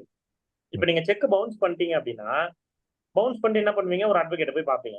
அப்ப அந்த அட்வொகேட் என்ன பண்ணுவாங்க அப்படின்னா, முதல்ல அந்த சம்பந்தப்பட்ட நபருக்கு நோட்டீஸ் அனுப்புவாங்க. செக்கை பவுன்ஸ் பண்ணி நோட்டீஸ் அனுப்பணும். நோட்டீஸ் அனுப்பிட்டு 15 நாளுக்குள்ள நோட்டீஸ் அனுப்பணும். 15 நாளுக்குள்ள நோட்டீஸ் அனுப்பிடுவேன். நோட்டீஸ் அனுப்பிட்டு அதுல இருந்து ஒரு 15 நாள் அவருக்கு டைம் தரணும். டைம் கொடுத்து அவர் ரிப்ளை கொடுக்கணும். எனக்கு அவர் ரிப்ளை கொடுக்கலன்னா அந்த 15வது நாள் முடியுது இல்ல, நான் டைம் கொடுக்கறேன்ல, அதுல இருந்து 30 நாளுக்குள்ள நான் கோர்ட்ல ஃபைல் பண்ணணும். இந்த மாதிரியான விஷயங்கள்லாம் இருக்கு. லிமிடேஷன் ஆக்ட்னே ஒன்று இருக்குண்ணே. ஒரு கேஸுக்குமே இத்தனை நாளுக்குள்ள ஃபைல் பண்ணிருக்கணும் அப்படின்னு ஒரு லிமிடேஷன் ஆக்ட் இருக்கு. ஸோ அதன்படிதான் நம்ம எல்லாமே பண்ணுவோம். இப்ப நான் ஒரு நோட்டீஸ் அனுப்பிட்டு நான் 15 நாள் டைம் கொடுக்கலனாலும் தப்பு, நான் அந்த 15 நாள் அவருக்கு டைம் கொடுத்துதான் ஆகணும். எல்லாத்துக்குமே டேக்ஸ் டைம் அண்ட் ப்ராசஸ் தான் அது முக்கியம். அப்ப நான் ஃபைல் பண்ணதுக்கு அப்புறம் என்ன ஆகும், ஃபர்ஸ்ட் வந்து கேஸ் வந்து செக்ஷன்ல ஃபைல் பண்ணுவோம். இதுல இப்ப இன்னொரு பெரிய கூத்து நடக்குது, இ ஃபைலிங் சொல்லிட்டு. அந்த இ ஃபைலிங் பத்தி நீங்க ஒரு தனி பாட்காஸ்டே நடத்தலாம், அந்த அளவுக்கு இருக்கு. அதுல நான் ரொம்ப சிம்பிளா ஒரு விஷயம் சொல்றேன். இப்ப நாங்க என்ன பண்ணோம்னா ஃபர்ஸ்ட் எல்லாம் வந்து பிசிக்கல் ஃபைலிங், அதாவது பிரிண்ட் அவுட் எடுத்து எல்லாத்தையுமே தைச்சு அதுக்கேற்ற மாதிரி ஆர்டர் அரேஞ்ச் பண்ணி எடுத்து ஃபைல் பண்றோம். இப்ப அதுல ஏதாவது ஒரு ஸ்பெல்லிங் மிஸ்டேக் இருக்குன்னு வச்சுக்கோங்க, டைப்பிங் மிஸ்டேக், ஏதாவது ஒரு சின்ன ஸ்பெல்லிங் மிஸ்டேக் ஏதோ மாத்தி போட்டுட்டேன். ஏன்னா வந்து ஜட்ஜஸ்க்கு எல்லாமே கரெக்டா இருக்கணும். அப்ப செக்ஷன்ல இருக்கவங்க என்ன பண்ணுவாங்கன்னா எல்லாத்தையும் ஒரு ஒன் பை வேர்டா செக் பண்ணி தான் அதை நம்பர் பண்ணுவாங்க, கேஸ் நம்பர் பண்ணுவாங்க. ஸோ இப்ப ஏதாவது ஒரு சின்ன வேர்டு எல்லாம் என்ன பண்ணுவாங்கன்னா அதை அப்படியே நோட் பண்ணி வச்சிருவாங்க. இப்ப நான் காலைல ஃபைல் பண்றேன்னா என்ன பண்ணுவேன், சாயந்தரம் போய் மறுபடியும் பார்ப்பேன் நம்பர் ஆயிடுச்சா அப்படின்னு பார்க்கும்போது அவங்க என்ன சொல்லுவாங்க, எப்பா உங்க ஃபைல்ல இந்த மாதிரி ஒரு ஸ்பெல்லிங் மிஸ்டேக் இருக்குப்பா. நான் என்ன பண்ணுவேன், ஒயிட்னர் எடுத்துட்டு போய் அங்கேயே கரெக்ஷன் பண்ணி கையில கொடுத்துருவாங்க, அவங்க அப்பயே நம்பர் பண்ணி கொடுத்துருவாங்க. இப்போ நான் காலைல ஃபைல் பண்ணனா ஈவினிங் நம்பர் பண்ணுவாங்க. இது வந்து பிசிக்கல் ப்ராசஸ் நாங்க இத்தனை வருஷமா பண்ணது. இந்த கோவிடுக்கு அப்புறம் என்ன ஆச்சு அப்படின்னா இ ஃபைலிங் ஒன்று வந்தது. இந்த இ ஃபைலிங் என்ன பண்ணிட்டாங்க அப்படின்னா, இப்ப நான் எல்லாத்தையுமே ப்ரிப்பேர் பண்ணி அதை நான் ஸ்கேன் பண்ணி அதை நான் பண்ணணும்னா இ கோட் ஃபைலிங் வெப்சைட் இருக்கு. அந்த வெப்சைட்ல எனக்குன்னு ஒரு லாகின் ஐடி இருக்கும், ஒரு அட்வொகேட்டுமே ஒரு லாகின் ஐடி இருக்கும். அதுல நான் ஃபைல் பண்ணணும். சரி நான் ஃபைல் பண்ணிடுறேன்னா இப்போ அதுல ஒரு மிஸ்டேக் இருக்குன்னு வச்சுக்கோங்களேன், என்ன பண்ணுவாங்கன்னா அவங்க அதை வெரிஃபை பண்ணுவாங்க. வெரிஃபை பண்ணிட்டு ரிட்டர்ன் போட்டுருவாங்க. உனக்கு 2 வீக்ஸ் டைம் தரேன், எது அந்த ஒரு சின்ன ஸ்பெல்லிங் மிஸ்டேக், நான் 2 வீக்ஸ் டைம் தரேன், நீ அதை ரெக்டிஃபை பண்ணுன்னு சொல்லிட்டு 2 வீக்ஸ் போட்டுருவாங்களா. இப்ப நான் வந்து அந்த மிஸ்டேக்ஸ் தான் கரெக்ட் பண்ணி நான் போட்டேன்னு வச்சுக்கோங்க, அந்த 2 வீக்ஸ் கழிச்சு அதை ஓப்பனே பண்ணுவாங்க. ஏன்னா அதுக்கு அப்பதான் உங்களுக்கு ஓப்பனே ஆகும். மறுபடியும் 2 வீக்ஸ் கழிச்சு ஓப்பன் பண்ணுவாங்களா. இப்ப இது இல்லாம மறுபடியும் வேற ஏதாவது ஒரு மிஸ்டேக் கண்டுபிடிச்சான்னு வச்சுக்கோங்களேன், அதுக்கு ஒரு 2 வீக்ஸ். இப்ப வந்து இது டோட்டலி சிஸ்டமேட்டிக் எரர். ரொம்ப சிம்பிளா இது வந்து எல்லாருமே எதிர்க்கிறாங்க. அதாவது என்ன ஆயிடுச்சுன்னா, நீங்க இ ஃபைலிங் வச்சுக்கோங்க, நாங்க வேணான்னு சொல்லல. ஆனா நிறைய கோர்ட்ஸ்ல இ ஃபைலிங் மேண்டேட்டரி, ஆப்ஷன் கிடையாது. ஸோ மேண்டேட்டரினா நான் அதை மட்டும் தான் ஃபாலோ பண்ணி ஆகணும். அப்போ ஒரு கேஸ் நான் ஃபைல் பண்ணி நம்பர் பண்றதுக்கே குறைஞ்சது 2 to 3 மாசம் ஆயிடுது. இதை நான் கிளைண்ட் கிட்ட சொல்ல முடியுமா? இவன் வக்கீல் வந்து வக்கீல் சரியில்லை, தெரியல விஷயம் ஆஹ் தெரியல அப்படின்றவாங்க. இந்த மாதிரியான ஒரு பயங்கரமான ஒரு மிஸ்கம்யூனிகேஷன், சிஸ்டமேட்டிக் எரர். இப்ப கோவிட் வந்து நம்ம யாரால தப்பு சொல்ல முடியும்? யாராலும் சொல்ல முடியாது. ம். சோ அப்படி இருக்கிறதுனால இந்த மாதிரியான ஒரு ப்ராசஸ் டிலேவும் நடக்குது. அப்ப அந்த மாதிரி ப்ராசஸ் இன்னைக்கு வரைக்கும் இ ஃபைலிங்க்கு அகேன்ஸ்டா தமிழ்நாட்டுல ஏதாவது ஒரு கோர்ட்ல தினமும் ஒரு பாய்காட் நடக்குது. ம். பாய்காட் அப்படின்னா என்னன்னா, அட்வொகேட்ஸ் வந்து கோர்ட்டை புறக்கணிப்பாங்கன்னா அன்னைக்கு ஃபுல்லா யாரும் கோர்ட் அட்டன் பண்ண மாட்டாங்க. பட் கோர்ட்டுக்கு போவாங்க. ஆனா யாரும் கோர்ட் ஹால்ல போய் கேஸ் அட்டன் பண்ண மாட்டாங்க. ஓகே. ஏன்னா அட்வொகேட்ஸ்க்கு இருக்க ஒரே ஆயுதம் அதான். இப்ப நாங்க ரோட்ல இறங்கி போராட முடியாது. ஏன்னா நாங்க தான் சட்டத்தை காப்பாத்துறவங்க. நாங்க ரோட்ல இறங்கி போறோம். இப்ப நாங்க இப்போ நம்ம காந்திஜி ஆரம்பிச்ச காலம் இது பாய்காட் அப்படிங்கிறது.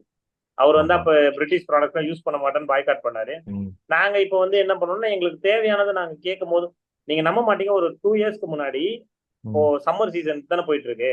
ஆமா. அப்போ வந்து எங்களோட இதுதான் தெரியுமே, உங்களுக்கு காஸ்டியூம் தான் தெரியுமே. சட்டை போடணும், நெக் பேண்ட் போடணும், மேல ஒரு கோட்டு, அதுக்கு மேல ஒரு கவுனு. யோசிச்சு ஓ! பாருங்க, அடிக்கிற வெயில்ல. சோ அது வெயில்ல போட்டுன்னு சுத்த முடியாது. அதனால இப்போ நான் ஒரு யங் அட்வொகேட், எனக்கு ஒரு 30 வயசுக்குள்ளதான் ஆகுதுன்னா பிரச்சனை கிடையாது. ஆமா. நான் போயிட்டு திடீர்னு எங்கேயா போய் ஒரு பேன் கார்டில் உட்காந்து நான் வேணும். வயசானவங்க இருப்பாங்க, மெடிக்கல் கண்டிஷன்ஸோட இருக்க அட்வொகேட்ஸ் எல்லாம் இருப்பாங்க. ஸோ அவங்களுக்குலாம் வந்து இந்த மாதிரியான பிரச்சனைகள்லாம் இருந்தது. அது ஒரு பெரிய நாங்க ஒரு ப்ரொடெஸ்ட் பண்ணி தான் இப்போ வந்து ஏப்ரல் மேல மட்டும் எங்களுக்கு ஒரு இது இருக்கு, ப்ரிவிலேஜ் இருக்கு. அந்த மேல பெரிய கவுன் ஒன்று போடுறோம்ல, ஆமா. ஸோ அதை மட்டும் ரிமூவ் பண்ணிக்கலான்ற ஒரு இது கொடுத்துருக்காங்க. பட் நெக் பேண்டும் கோட்டும் மஸ்ட். நீங்க கவுனை வேணா ரிமூவ் பண்ணிட்டு இருங்க அப்படின்றது.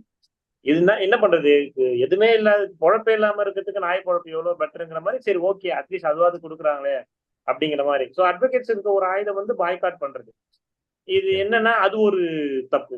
என்ன சும்மா சும்மா இவங்க பாய்காட் பண்றாங்க அப்படிங்கிறது. சரி, கேட்டதை கிடைச்சிட்டா நம்ம பாய்காட் பண்ண போறது இல்ல. அது ஒரு இது நடக்குது.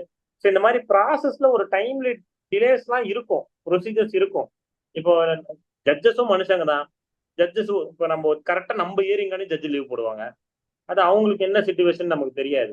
ஆமா. ஏன்னா இப்ப 2 வாய்தாக்கு நடுவுல வந்து 20 to 30 டேஸ் இருக்கும். இப்ப 20 to 30 டேஸ் அப்படிங்கிறது, இப்ப நான் இன்னைக்கு வாய்தா, இன்னைக்கு ஜட்ஜ் வரல அப்படின்னா, அடுத்த வாய்தா வந்து மே மாசம் மிட்ல தான் இருக்கும். ஆ. அது வந்து நமக்கு யூஸ்வல். இந்த ஆமா. வாய்தா எல்லாம் எங்களுக்கு வந்து அது அடுத்த வாய்தா. ஆனா கிளையண்ட்டுக்கு எப்படி இருக்கும், இன்னும் 1 மாசம் வெயிட் பண்ணுமா அப்படின்ற மாதிரி இருக்கும். ஓகே. ஒரு நாள் வந்து சிஸ்டம் ஒர்க் ஆயிருக்காது கோர்ட்ல, மொத்தமா ஷட் டவுன் ஆயிருக்கும். ஆ. அப்போ வந்து அன்னைக்கு கேஸ் நடத்த முடியாம, ஏன்னா இப்ப எல்லாமே எலக்ட்ரானிக் இது டிஜிட்டல் ஆயிருச்சு. ஆமா. அப்ப அன்னைக்கு கேஸ் நடத்த முடியாம இருந்திருக்கலாம். அந்த மாதிரியான நிறைய, இப்ப நமக்கே கூட சில நேரத்துல இன்னைக்கு ஹியரிங் இருக்கும், எனக்கு உடம்பு சரியில்லாம இருக்கும், வீட்டுல ஏதாவது பிரச்சனை இருக்கும், இந்த மாதிரி நிறைய விஷயங்கள் இருக்கும். எங்களுக்கு சரி ஓகே, ஒரு வயதை தானே, அண்டர்ஸ்டாண்ட் பண்ணிப்பாங்க அப்படின்ற தாட்ல தான் இருக்கும். ஆனா வந்து அது மக்களுக்கு புரியாது. ஒரு நார்மல் ஒரு பெட்டிஷனை நம்ம ஃபைல் பண்ணி கோர்ட்டுக்கு மூவ் பண்ணி அது ஆர்குமெண்ட் கொண்டு வரதுக்கே ரொம்ப நேரம் ஆகும். இப்ப நம்ம ஒரு கேஸ் ஃபைல் பண்ணா உடனே ஆர்கியூ பண்ணி ஆர்டர் போட மாட்டாங்க, சினிமால ஓகே. வர மாதிரி. ஆ. முதல்ல ஆப்போசிஷன் பார்ட்டிக்கு நோட்டீஸ் போகும். அந்த ஓ! நோட்டீஸை பார்த்து அவன் வரணும்ல. பாதி நேரத்துல சர்வ் ஆகாது. அவன் அந்த அட்ரஸ்லயே இருக்க மாட்டான், அப்ஸ்காண்ட் ஆயிருப்பான், வேற அட்ரஸ் வேற வீடு மாத்தின்னு போயிருப்பான். ஐயோ! ஒரு சிவில் கேஸ்ல நான் சொல்றேன் கேளுங்க, ஒரு நோட்டீஸ் சர்வ் ஆகலன்னு வச்சுக்கோங்களேன். இப்ப நான் கேஸ் ஃபைல் பண்ற ஒருத்தர் மேல நோட்டீஸே சர்வ் ஆகல, அவருக்கு போய் சேரவே இல்லை நோட்டீஸ்னா, நான் பேப்பர் பப்ளிகேஷன் கொடுக்குற அளவுக்கு நான் ஸ்டெப்ஸ் எடுத்துருக்கணும். ஓ! பேப்பர்ல இந்த மாதிரி ஒரு மேல கேஸ் போட்டிருக்கேங்க, இவரை யாராவது பாத்தீங்கன்னா கொஞ்சம் கூட்டு வாங்கன்ற மாதிரி நான் ஒரு பப்ளிகேஷன் தரணும். அந்த பேப்பர் பப்ளிகேஷன் கொடுத்து அவரை கூட்டு வரணும். அந்த நோட்டீஸ் சர்வ் ஆகலன்னா அது வரைக்கும் வெயிட் பண்ணும் கோர்ட்டு. இத்தனை ஓ! நாள் வெயிட் பண்ணணும்னு கோர்ட்டுக்கு ஒரு புரோட்டோகால் இருக்கு. சும்மா இப்போ இன்னைக்கு கேஸ் போட்டீங்க, அடுத்த மாசம் அந்த ஆள் வரல, எனக்கு நோட்டீஸ் சர்வ் ஆகலன்னு அவங்க ஆர்டர் பாஸ் பண்ண முடியாது. அப்ப ஓகே. எல்லாத்துக்குமே ஒரு டைம் அண்ட் டைம் ப்ராசஸ் வேணும். எடுத்துக்கும். ஓகே. அது வந்து எல்லாமே இன்ஸ்டன்ட் ஆயிருச்சுல. இப்போ எல்லாமே இன்ஸ்டன்டா எதிர்பார்க்கறாங்க. ஃபுட் ஆர்டர் பண்ணா இன்ஸ்டன்டா வீட்டுக்கு வருது. அந்த மாதிரி இன்ஸ்டன்டா எதிர்பார்க்கறதுனால வந்து மக்களுக்கு இதுக்கான டாலரன்ஸ் ரொம்ப கம்மியாயிருச்சு. உடனே என்ன சொல்றாங்க, அட்வொகேட் சரியில்லைங்க அப்படின்னு ஒரே ஒரு சிம்பிள் வந்து ஒரு வார்த்தையில நம்ம இத்தனை வருஷம் பிராக்டிஸ் பண்ண மொத்தத்தையும் க்ளோஸ் பண்ணிட்டு போயினே இருப்பாங்க அவங்க பாட்டுக்கு. ஒரு விஷயம் வந்து என் ஃப்ரெண்டோட அக்கா யாரோ சொன்னாங்க. அவங்களும் அட்வொகேட் தான். அவங்க என்ன சொன்னாங்கன்னா, கோர்ட்ல வந்து தமிழ்ல பேச மாட்டாங்க அப்படின்னு சொன்னாங்க. அது உண்மையா அது? அது தெரியல எனக்கு. ஆக்சுவலா அது உண்மைதான். உண்மை இந்த சென்ஸ் வந்து என்னன்னா, ஹைகோர்ட் ஆஃப் மெட்ராஸ்ல வந்து ஹைகோர்ட் ஆஃப் மெட்ராஸும் சரி, மதுரைக்குள்ள ஒரு பிரான்ச் இருக்கு. இது ரெண்டுல கம்பல்சரியா தமிழ்ல பேசக்கூடாது. ஓகே. ஏன்னு ஒரு ரீசன் இருக்கு. இங்கிலீஷ்ல மட்டும் தான் பேசணும். ஏன் அப்படின்னா வந்து ஹைகோர்ட் ஜட்ஜஸ் வந்து கண்டிப்பா தமிழ் ஆளா தான் இருப்பாங்கன்னு சொல்ல முடியாது. ஓகே. ஏன்னா அவங்களுக்கு ரொம்ப ஃப்ரீக்வெண்ட் டிரான்ஸ்ஃபர்ஸ் நடக்கும். ட்ரான்ஸ்ஃபர். டிரான்ஸ்ஃபர்ஸ் நடக்கும்போது இப்ப இந்தியா ஃபுல்லா இருக்க எல்லா ஸ்டேட்ல இருந்தும் இப்ப கல்கட்டா ஹைகோர்ட்ல பாத்தீங்கன்னா ஒரு தமிழ் ஜட்ஜ் உட்கார்ந்துருப்பாரு. ம். அங்க போய் அவர்கிட்ட நீ பெங்கால்ல தான் பேசணும்னு சொல்ல முடியாதுல்ல. புரியுது. நம்ம இங்க அது ஒரு பிரச்சனையா பார்த்தோம்னா அங்க அவங்களுக்கு அது பிரச்சனை தானே. கரெக்ட் தான். இப்ப காமன் லாங்குவேஜ் என்னது அப்படின்னு பாத்தீங்கன்னா இங்கிலீஷ். ஸோ இங்கிலீஷ் தான் யூஸ் பண்ணி ஆகணும். ஸோ அதனால தான் ஹைகோர்ட்ல இங்கிலீஷ் யூஸ் பண்ணுவாங்க. பட் இங்க லோக்கல் டிஸ்ட்ரிக்ட் கோர்ட்லயும் சரி, செஷன்ஸ் கோர்ட்லயும் சரி, லோக்கல் சின்ன சின்ன கோர்ட்லாம் இருக்குல்ல, இப்போ சைதாபேட் கோர்ட் இருக்கு, தாம்பரம் கோர்ட் இருக்கு, அந்த மாதிரி சின்ன சின்ன கோர்ட்லாம் வந்து தமிழ் சில ஜட்ஜஸ் அலோவ் பண்ணுவாங்க. ஓகே. அதெல்லாம் ஒன்றும் பெருசா சொல்ல மாட்டாங்க. கிரிமினல் கோர்ட்ஸ்லாம் கொஞ்சம் ஃப்ரீக்வெண்டாவே அலோவ் பண்ணுவாங்க. ஏன்னா ஓகே. அங்கெல்லாம் மோஸ்ட்லி இங்க படிச்சுட்டு இங்க எக்ஸாம் எழுதிட்டு அப்பாயிண்ட் ஆன ஜட்ஜஸ் தான் இருப்பாங்க. ம். அதுல யாராச்சும் வெளி மாநிலத்து அப்ப ஆந்திரா கர்நாடகா ஜட்ஜ் இருக்காங்கன்னா அவங்க மேபி இங்கிலீஷ் எதிர்பார்க்கலாம். ஓகே. லோக்கல் கோர்ட்ஸ்ல அந்த ரிலாக்ஸேஷன்ஸ் இருக்கு. பட் நிறைய ஆர்குமெண்ட்ஸ்லாம் முதல்ல ஆர்குமெண்ட்டுங்கிறது வந்து ஆர்குமெண்ட்டுக்குன்னு ஒரு மீனிங் நம்ம மைண்ட்ல வச்சிருக்கோம்ல. ஆமா. ஆர்குமெண்ட்னா என்னது? விவாதம், கத்தி கத்தி பேசுறது. ஆக்சுவலா அது ஆர்குமெண்ட் கிடையாது. ஓகே. உங்களுக்கு இன்னொரு விஷயம் சொல்லிட்டேன், உங்களுக்கு ரொம்ப இன்ட்ரெஸ்டிங்கா ஒரு விஷயம் சொல்றேன். எந்த கோர்ட்லயுமே 2 வக்கீல் ஒரே இடத்துல நின்று ஆர்கியூ பண்ணவே மாட்டாங்க. ஓ. இப்ப நான் ஆர்குமெண்ட் ஸ்டேஜ் கேஸ் வருதுன்னு வச்சுக்கோங்களேன். ம். ஆர்குமெண்ட்னு சொல்றாங்க. ஸோ ஃபர்ஸ்ட் நாள் நான் என்ன பண்ணுவேன் அப்படின்னா, என்னோட தரப்பு எல்லா பாயிண்ட்ஸுமே நான் சொல்றேன் ஜட்ஜு கிட்ட. ஓகே. அப்ப இது என்னோடது. அதாவது பெட்டிஷனர் சைடு, இப்ப நான் பெட்டிஷனர் நான் தான் கேஸ் ஃபைல் பண்றேன் அப்படின்னா என் சைடு ஆர்குமெண்ட்டை நான் முடிச்சிட்டேன். அதுக்கு பேர் தான் ஆர்குமெண்ட். ஓகே. இப்ப என்னோட பாயிண்ட்ஸ் எல்லாத்தையும் சொல்றேன். ரெஸ்பாண்டன்ட்னு வாங்க, அதாவது எதிர்த்தரப்பு வக்கீல், எதிர் மனுதாரர், அவங்களோட வக்கீல் என்ன பண்ணுவாங்கன்னா அவங்களுக்கு ஒரு டேட் போடுவாங்க. ஓ. அந்த அவரு வந்து அவரோட பாயிண்ட்ஸ் எல்லாம் சொல்லுவாரு. இதுக்கு பேர் தான் ஆர்குமெண்ட். ஓ, அப்போ இந்த அரட்டை அரங்கம் மாதிரிலாம் நடக்காது. அந்த மாதிரி நடக்கவே, அதாவது ஹை கோர்ட்ஸ்ல நடக்கணும், லோயர் கோர்ட்ஸ்ல நடக்காது, ஹை கோர்ட்ஸ்ல நடக்கும். பட் எக்ஸ்ட்ரீம் டெக்கோரமோட நடக்கும். எக்ஸ்ட்ரீம் டெக்கோரமோட நடக்கும். இவங்க ஒரு பாயிண்ட் சொல்லுவாங்க, ஜட்ஜஸ் வந்து கருத்து கேட்டுட்டு அதர் சைடு கேட்பாங்க. உங்க சைடுல உங்களுக்கு ஏதாவது சொல்லணுமா அப்படின்னு கேட்பாங்க. அப்ப இவங்க சைடு இவங்க பேசலாம். அந்த மாதிரி ஜட்ஜஸ் வந்து சான்ஸ் தருவாங்க 2 சைடு அட்வொகேட்ஸ்க்குமே. ஆனா இது வந்து என்னன்னா ஒரு ஒரு செமினார் மாதிரி வச்சுக்கோங்களேன். இவங்க சைடு பாயிண்ட்ஸ் எல்லாம் சொல்லுவாங்க, மறுபடியும் அவங்க சைடு பாயிண்ட்ஸ் எல்லாம் சொல்லுவாங்க. இப்படிதான் இருக்குமே தவிர அப்ஜெக்ஷன் யுவர் ஆனர் அப்படிலாம் அந்த மாதிரி அது அந்த வேற ஒரு மாதிரி வார்த்தையே இல்லையா அது? அப்படின்னு ஒரு வார்த்தையே கிடையாது. அப்ஜெக்ஷன் யுவர் ஆனர்னு எந்திரிச்சு சொல்ற வார்த்தையே கிடையாது எந்த கோர்ட்லயுமே. ஐயோ. இது வந்து இதுதான் சினிமா கிரியேட் பண்ண உச்சபட்ச ஒரு மாயை. எந்த வக்கீல் பேசும்போது இன்னொரு வக்கீல் அப்ஜெக்ஷன் யுவர் ஆனர், இந்த இன்னொரு விஷயம் சொல்லுவா, எந்த கோர்ட்லயுமே அந்த கிரேவல் இருக்கவே இருக்காது மோஸ்ட்லி. சுத்தி தட்ட மாட்டாங்களா? அது பேரு என்னது? ஆக்சுவலா நார்மல் இங்கிலீஷ்ல கிரேவல் சொல்லுவாங்க சுத்தி. கிரேவல். ஓகே. அது வந்து இருக்காது. அப்போ என்ன? ஹைகோர்ட்ல இருக்கும். அது வந்து ஒரு ஒரு ஷோ கேஸ்க்கான ஒரு விஷயமா தான் இருக்குமே தவிர ப்ராப்பர்ட்டி அவ்வளவுதான். யூஸே அதெல்லாம் பண்ண வந்து. மாட்டாங்க. அது யாரும் அங்க பின்னாடி உட்கார்ந்து யாரும் ஆனா பேசுறது. நான் ஒன்னு சொல்லிட்டா, இப்ப வந்து சரி நீங்க, நான் ஒரு கேள்வி கேட்கறேன், சினிமால அதை அந்த அந்த அது எப்ப யூஸ் பண்ணி நீங்க பாத்திருக்கீங்க? என்ன எதுக்கு யூஸ் பண்ணுவாரு ஜட்ஜ்? எல்லாம் டென்ஷன் ஆகி கத்திட்டு இருக்கும்போது அமைதிப்படுத்துறதுக்காக அது. எங்க கிரவுட்ல கரெக்டா? கிரவுட்ல ஒரு சின்ன சத்தம் வந்து யார் சத்தம் போடுறாங்கன்னு ஜட்ஜ் பாத்துட்டாருன்னு வச்சுக்கோங்களேன், 1 வாரம் ஜெயிலு. ஓ. Contempt of court. அது கோர்ட்டை அவமதிக்கிற செயல் அது. சரியா? அதுக்கு ஜட்ஜு ஜெயில் பனிஷ்மெண்ட் தரலாம். அவரோட டிஸ்கிரிஷன்ல என்ன பனிஷ்மெண்ட் வேணா தரலாம். ஒரு இன்ட்ரெஸ்டிங்கான இன்சிடென்ட் ஒன்று நடந்து சொல்றேன் கேளுங்க. ஹைகோர்ட் ஆஃப் மெட்ராஸ்ல நான் என்ரோல் பண்ண புதுசுல 2017 நினைக்கிறேன். நாங்க கோர்ட்ல இருக்கோம், உட்காந்து நாங்க பாத்துட்டு இருக்கோம். எங்க சீனியரோட கேஸ் வருது. அந்த கேஸ் எப்போ வருது நான் உட்காந்து பாத்துட்டு இருக்கேன். அடுத்தடுத்த கேஸ் போயிட்டு இருக்கு. எனக்கு பின்னாடி லாஸ்ட் ரோ. சோ நாங்க உட்கார்ந்து இருக்கிறோம், 2 ரோ தான் இருக்கும் கோர்ட்ல. நீங்க பாக்குற மாதிரி 4-5 சேர்லாம் இருக்காது. 2 ரோ தான் இருக்கும். இந்த 2 ரோல பின்னாடி ஒரு காலேஜோட பிரின்சிபல் அவர் வந்து தூங்கிட்டு இருக்காரு. ஐயோ. நாங்க வந்து மேக்சிமம் சரி ஓகே ஏதோ தூங்கிட்டாரு அவரு. நாங்க ஃபர்ஸ்ட் ஒரு தடவை எழுப்பி விட்டோம், மறுபடியும் தூங்கிட்டாரு. நாங்க என்ன பண்ண ஆரம்பிச்சோம், நாங்க ஒரு 3 பேர் உட்காந்துருக்கோம், என் ஃப்ரெண்ட்ஸ் நானும். சரி ஜட்ஜு கண்ணில் இவர் படாம நம்ம இவரை மறைச்சு உட்காந்துப்போம் அப்படின்னு சொல்லிட்டு உட்காந்துருந்தோம். நடுவுல உட்காந்து என் ஃப்ரெண்டு போன் வருதுன்னு ஏஞ்சி வெளியே போயிட்டான். ஜட்ஜு பாத்துட்டாரு, தூங்குறத பாத்துட்டாரு. அப்புறம் அங்க அந்த தவாலி இருப்பார்ல அவரை வந்து கூப்பிட்டு எழுப்ப சொன்னாரு. எழுப்பிட்டு சம்மட்டைக்கு அவரை பத்தி டீடைல்ஸ் எல்லாம் கேட்டாரு. நீங்க எந்த காலேஜ், என்ன பண்றீங்க எல்லாத்தையும் கேட்டாரு. அதான் என்ன ஒர்க் பண்றீங்க எல்லாத்தையும் கேட்டாரு. கேட்டுட்டு உங்களுக்கு நான் வந்து 1 வீக் ஜெயில் போட்டுறேன் அப்படின்னு சொல்லிட்டாரு அவரு. சொன்னோன்னு நம்மளால பதட்டமாயிட்டாரு. பதட்டமாயி வேர்த்து விறுவிறுத்து ஒரு மாதிரி ஆயிட்டாரு இவரு. அதுக்கப்புறம் இல்ல எனக்கு உடம்பு சரியில்லை அப்படின்னு இவரு என்னமோ சொல்றாரு, ரீசன் சொல்றாரு. அவரு கேஸ் வந்து இன்னும் இதுல ஹைலைட்டான விஷயம்னா, நம்மால் கோர்ட் மாறி வந்து உட்காந்துருக்காரு. வேற கோர்ட்ல ஐயோ! உட்காரலாம் அவரு. அந்த மாதிரி மாறி உட்காந்துட்டாரா. ஸோ ஜட்ஜ் அன்னைக்கு கொடுத்த பனிஷ்மெண்ட் என்னன்னா, ஈவினிங் 4:30 கோர்ட் முடியும். 4:30 வரைக்கும் எல்லா கேஸுமே நீங்க அப்சர்வ் பண்ணி எனக்கு ஒரு ரிப்போர்ட் கொடுத்துட்டு தான் போகணும்னு சொல்றாரு. ஐயோ! பா! அது மாதிரி ஜட்ஜோட சோ ஆனா பின்னு போட்டா கூட சவுண்ட் கேட்கணும் ஹைகோர்ட்லலாம். அவ்ளோ சைலண்டா இருக்கும். பா! அவ்ளோ சைலண்டா இருக்கும். யாரும் வந்து தெரியாத்தனமா யாராவது ஃபோன் அடிச்சுச்சுன்னு வச்சுக்கோங்களேன், முடிஞ்சது கதை. டைரக்ட்டா கண்டெம்ப்ட் எடுத்துருவாங்க. ஐயோ!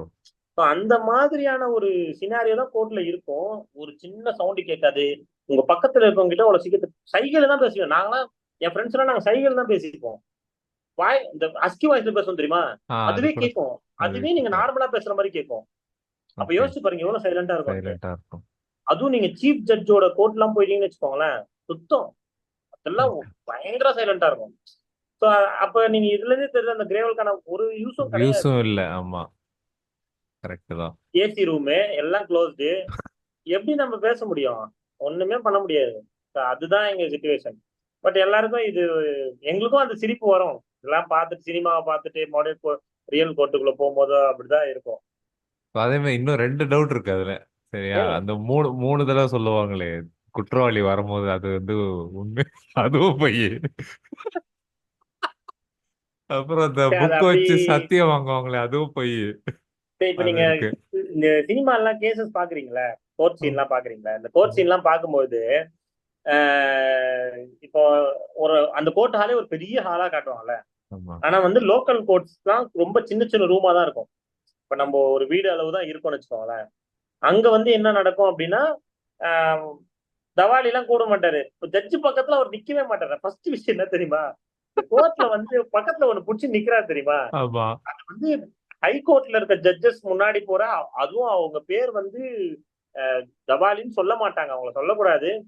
ஜட்ஜு கீழ பிஏ மாதிரி அது வச்சுக்கோங்களேன். அந்த மாதிரிதான் ஒரு ஆள் இருப்பாங்க. அதாவது ஜட்ஜு அவரோட சேம்பர்ல இருந்து கோர்ட் ஹால் வர வரைக்கும் தான் அவங்க அதை புடிச்சுக்கிட்டு மண்டையில தொப்பிலாம் போட்டுக்கிட்டு அந்த இதெல்லாம் போட்டுக்கிட்டு அவங்க அவங்க முன்னாடி நடந்தோம். ஏன் அது கூடனா யாரும் குறுக்கலகள் நடக்கக்கூடாது. நடக்கக்கூடாது. போற வழியை வந்து கிளியர் பண்ணணும் அப்படிங்கிறதுக்காக தான் அவங்க அதை போட்டுருவாங்க. ஒன்ஸ் கோர்ட் ஹால் உள்ள ஜட்ஜி என்டர் ஆயிட்டாரு அப்படின்னா அவங்க எல்லாத்தையும் கழட்டி வச்சிருவாங்க. ஓ! சரி இது வந்து ஹை கோர்ட்டோட சினாரியோ. High okay. கோர்ட்ல கிளையன்ஸ் வரணும்ன்ற அவசியமே கிடையாது. ஓ! அப்போ ஹை கோர்ட் முதல் விஷயம் ஹை கோர்ட்ல கூண்டு இருக்காது. 2 சைடு கூண்டு இருக்குல்ல. ஹை கோர்ட்ல கூண்டு இருக்காது. எந்த ஹை கோர்ட்லயுமே கூண்டு இருக்காது. ஆ. லோக்கல் கோர்ட்ஸ்ல மட்டும் தான் கூண்டு இருக்கும். ஒண்ணு சாட்சி கூண்டு, இன்னொன்னு குற்றவாளி கூண்டு. அதுல எதிர்க்க இருக்கவே இருக்காது. எந்த கோர்ட்லயுமே இருக்காது. ஓகே. ஜட்ஜோட பெஞ்சு கீழ இருக்குது சாட்சி கூண்டு. ஓகே. அதுதான் இருக்கும். குற்றவாளி கூண்டு எங்க தெரியுமா இருக்கும்? இப்ப ஜட்ஜோட ஸ்ட்ரெயிட் ஆப்போசிட் செவுரு இருக்குல்ல, ஆ. அந்த செவுருல தான் குற்றவாளி கூண்டு இருக்கும். ஓ! சோ இப்போ ஒரு கேஸ் ஒரு கிரிமினல் கேஸ் நடக்குது. ஒரு குற்றவாளியை கூப்பிடணும் என்ன பண்ணுவாங்கன்னா, அந்த இது ஒரு கம்யூனிகேஷன் மாதிரி பாஸ் ஆகும். ஜட்ஜு கீழ ஒரு ஒரு ஸ்டாஃப் இருப்பாங்க. ம். அவங்க தான் கேஸ படிப்பாங்க. இந்த கேஸ் நம்பர் இதான் இதான் இது அக்யூஸ்ட் பேருன்னு படிப்பாங்க. இந்த அவங்க படிக்கிற சத்தம் வெளியில ஒரு ஆள் நிப்பான். ஆ. அவன் காதுல விழும். ஏன்னா வெளியில தான் எல்லா கிரவுடும் இருப்பாங்க. இருப்பாங்க. உள்ள அலவுடு கிடையாது. லோக்கல் கோர்ட்ஸ்ல கோர்ட் ஹால்குள்ள என்டர் ஆவறதுக்கு காமன் பப்ளிக்கு அலவுடு கிடையாது. ஓ! வாசல்ல தான் நிக்கணும். உள்ள வந்து வெறும் அட்வொகேட்ஸும் ஜட்ஜஸும் மட்டும் தான் இருப்பாங்க. ஓகே. சோ அப்போ வெளியில இருக்க அவன் காதுல கிட்ட அந்த கிரவுட்ல கத்துவான். எந்த பேருங்கிறத ஒரு தடவை தான் சொல்லுவான். ஒரே ஓ! ஒரு தடவை இப்போ கோபாலே அப்படின்னா உள்ள இருந்து அவங்க கேஸ் நம்பர் அப்படின்னு சொல்லிட்டு கோபால் அப்படின்னு சொன்னாங்கன்னா அது அவன் காதுல விழுந்துரும். அவன் கோபால் அப்படின்னு கத்துவான். ஆ. கோபால் கூட்டத்துல இருந்தாருன்னா வருவாரு. கூட்டத்துல கோபால் இல்லைன்னா கோபாலுக்கு அரெஸ்ட் வாரண்ட் போட்டுருவாங்க. கேஸ் வந்து அட்டன் ஐய்யயோ! பண்ணல. ஒரு அதுக்கும் இயரிங் அரசா? வரலன்னா ஒரு இயரிங் வரலன்னா விட்டுருவாங்க. விட்டுருவாங்க. 2வது இயரிங் வரலாம் விட்டுருவாங்க. 3வது இயரிங் என்ன பண்ணுவாங்கன்னா பிடி வாரண்ட்னு ஒன்று போடுவாங்க. பிடி வாரண்ட் போடும்போது என்ன இப்ப நான் ஒரு கேஸ்ல இருக்கேன். நான் அரெஸ்ட் ஆகி பெயில்ல வெளியே வந்துட்டேன். ஜாமீன் வாங்கி வெளியே வந்துட்டேன்னா அதுக்கப்புறம் நான் சொன்னல சார்ஜ் ஷீட் போட்டதுக்கு அப்புறம் கேஸ் வந்து கோர்ட்டுக்கு மாறிடும். அப்போ ஓகே. மாசத்துக்கு ஒரு வாய்தா வரும்.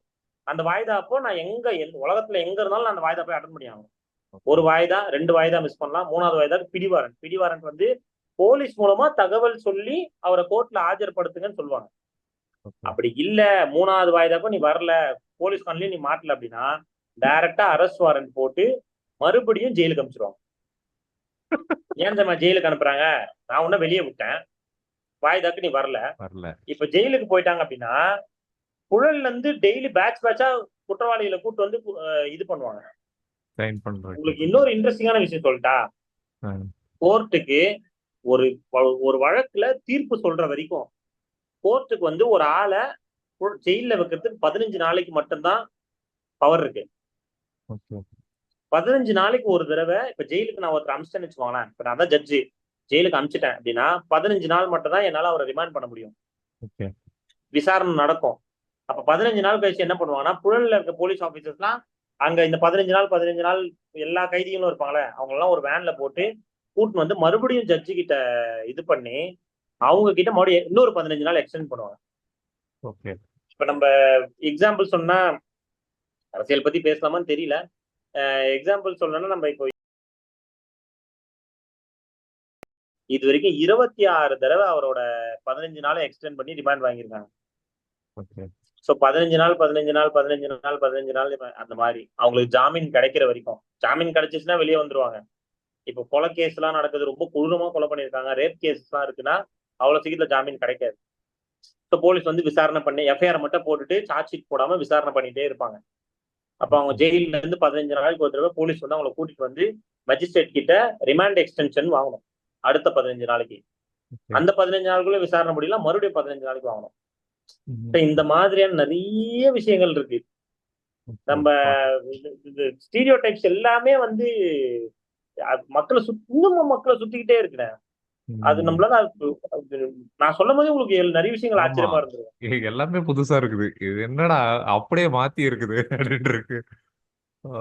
அதுதான் இப்போ எனக்கு இப்போ கேட்ட வரைக்கும் ஒரு விஷயம் என்னன்னா, இந்த ஐபிசி செக்ஷன்லாம் வந்து எப்படி ஞாபகம் வச்சிருக்கீங்க அப்படின்றது எனக்கு வந்து உண்மையிலே ஒரு மாதிரி வியப்பா இருக்குது. எல்லாருமே வந்து லைக் வேலை செய்யற அந்த அட்வொகேட் வந்து உண்மையா வேலை செய்யறவங்க எல்லாருமே வந்து இதெல்லாம் ஞாபகம் வச்சு எப்படி ஞாபகம் வச்சிருக்காங்க அப்படின்றது.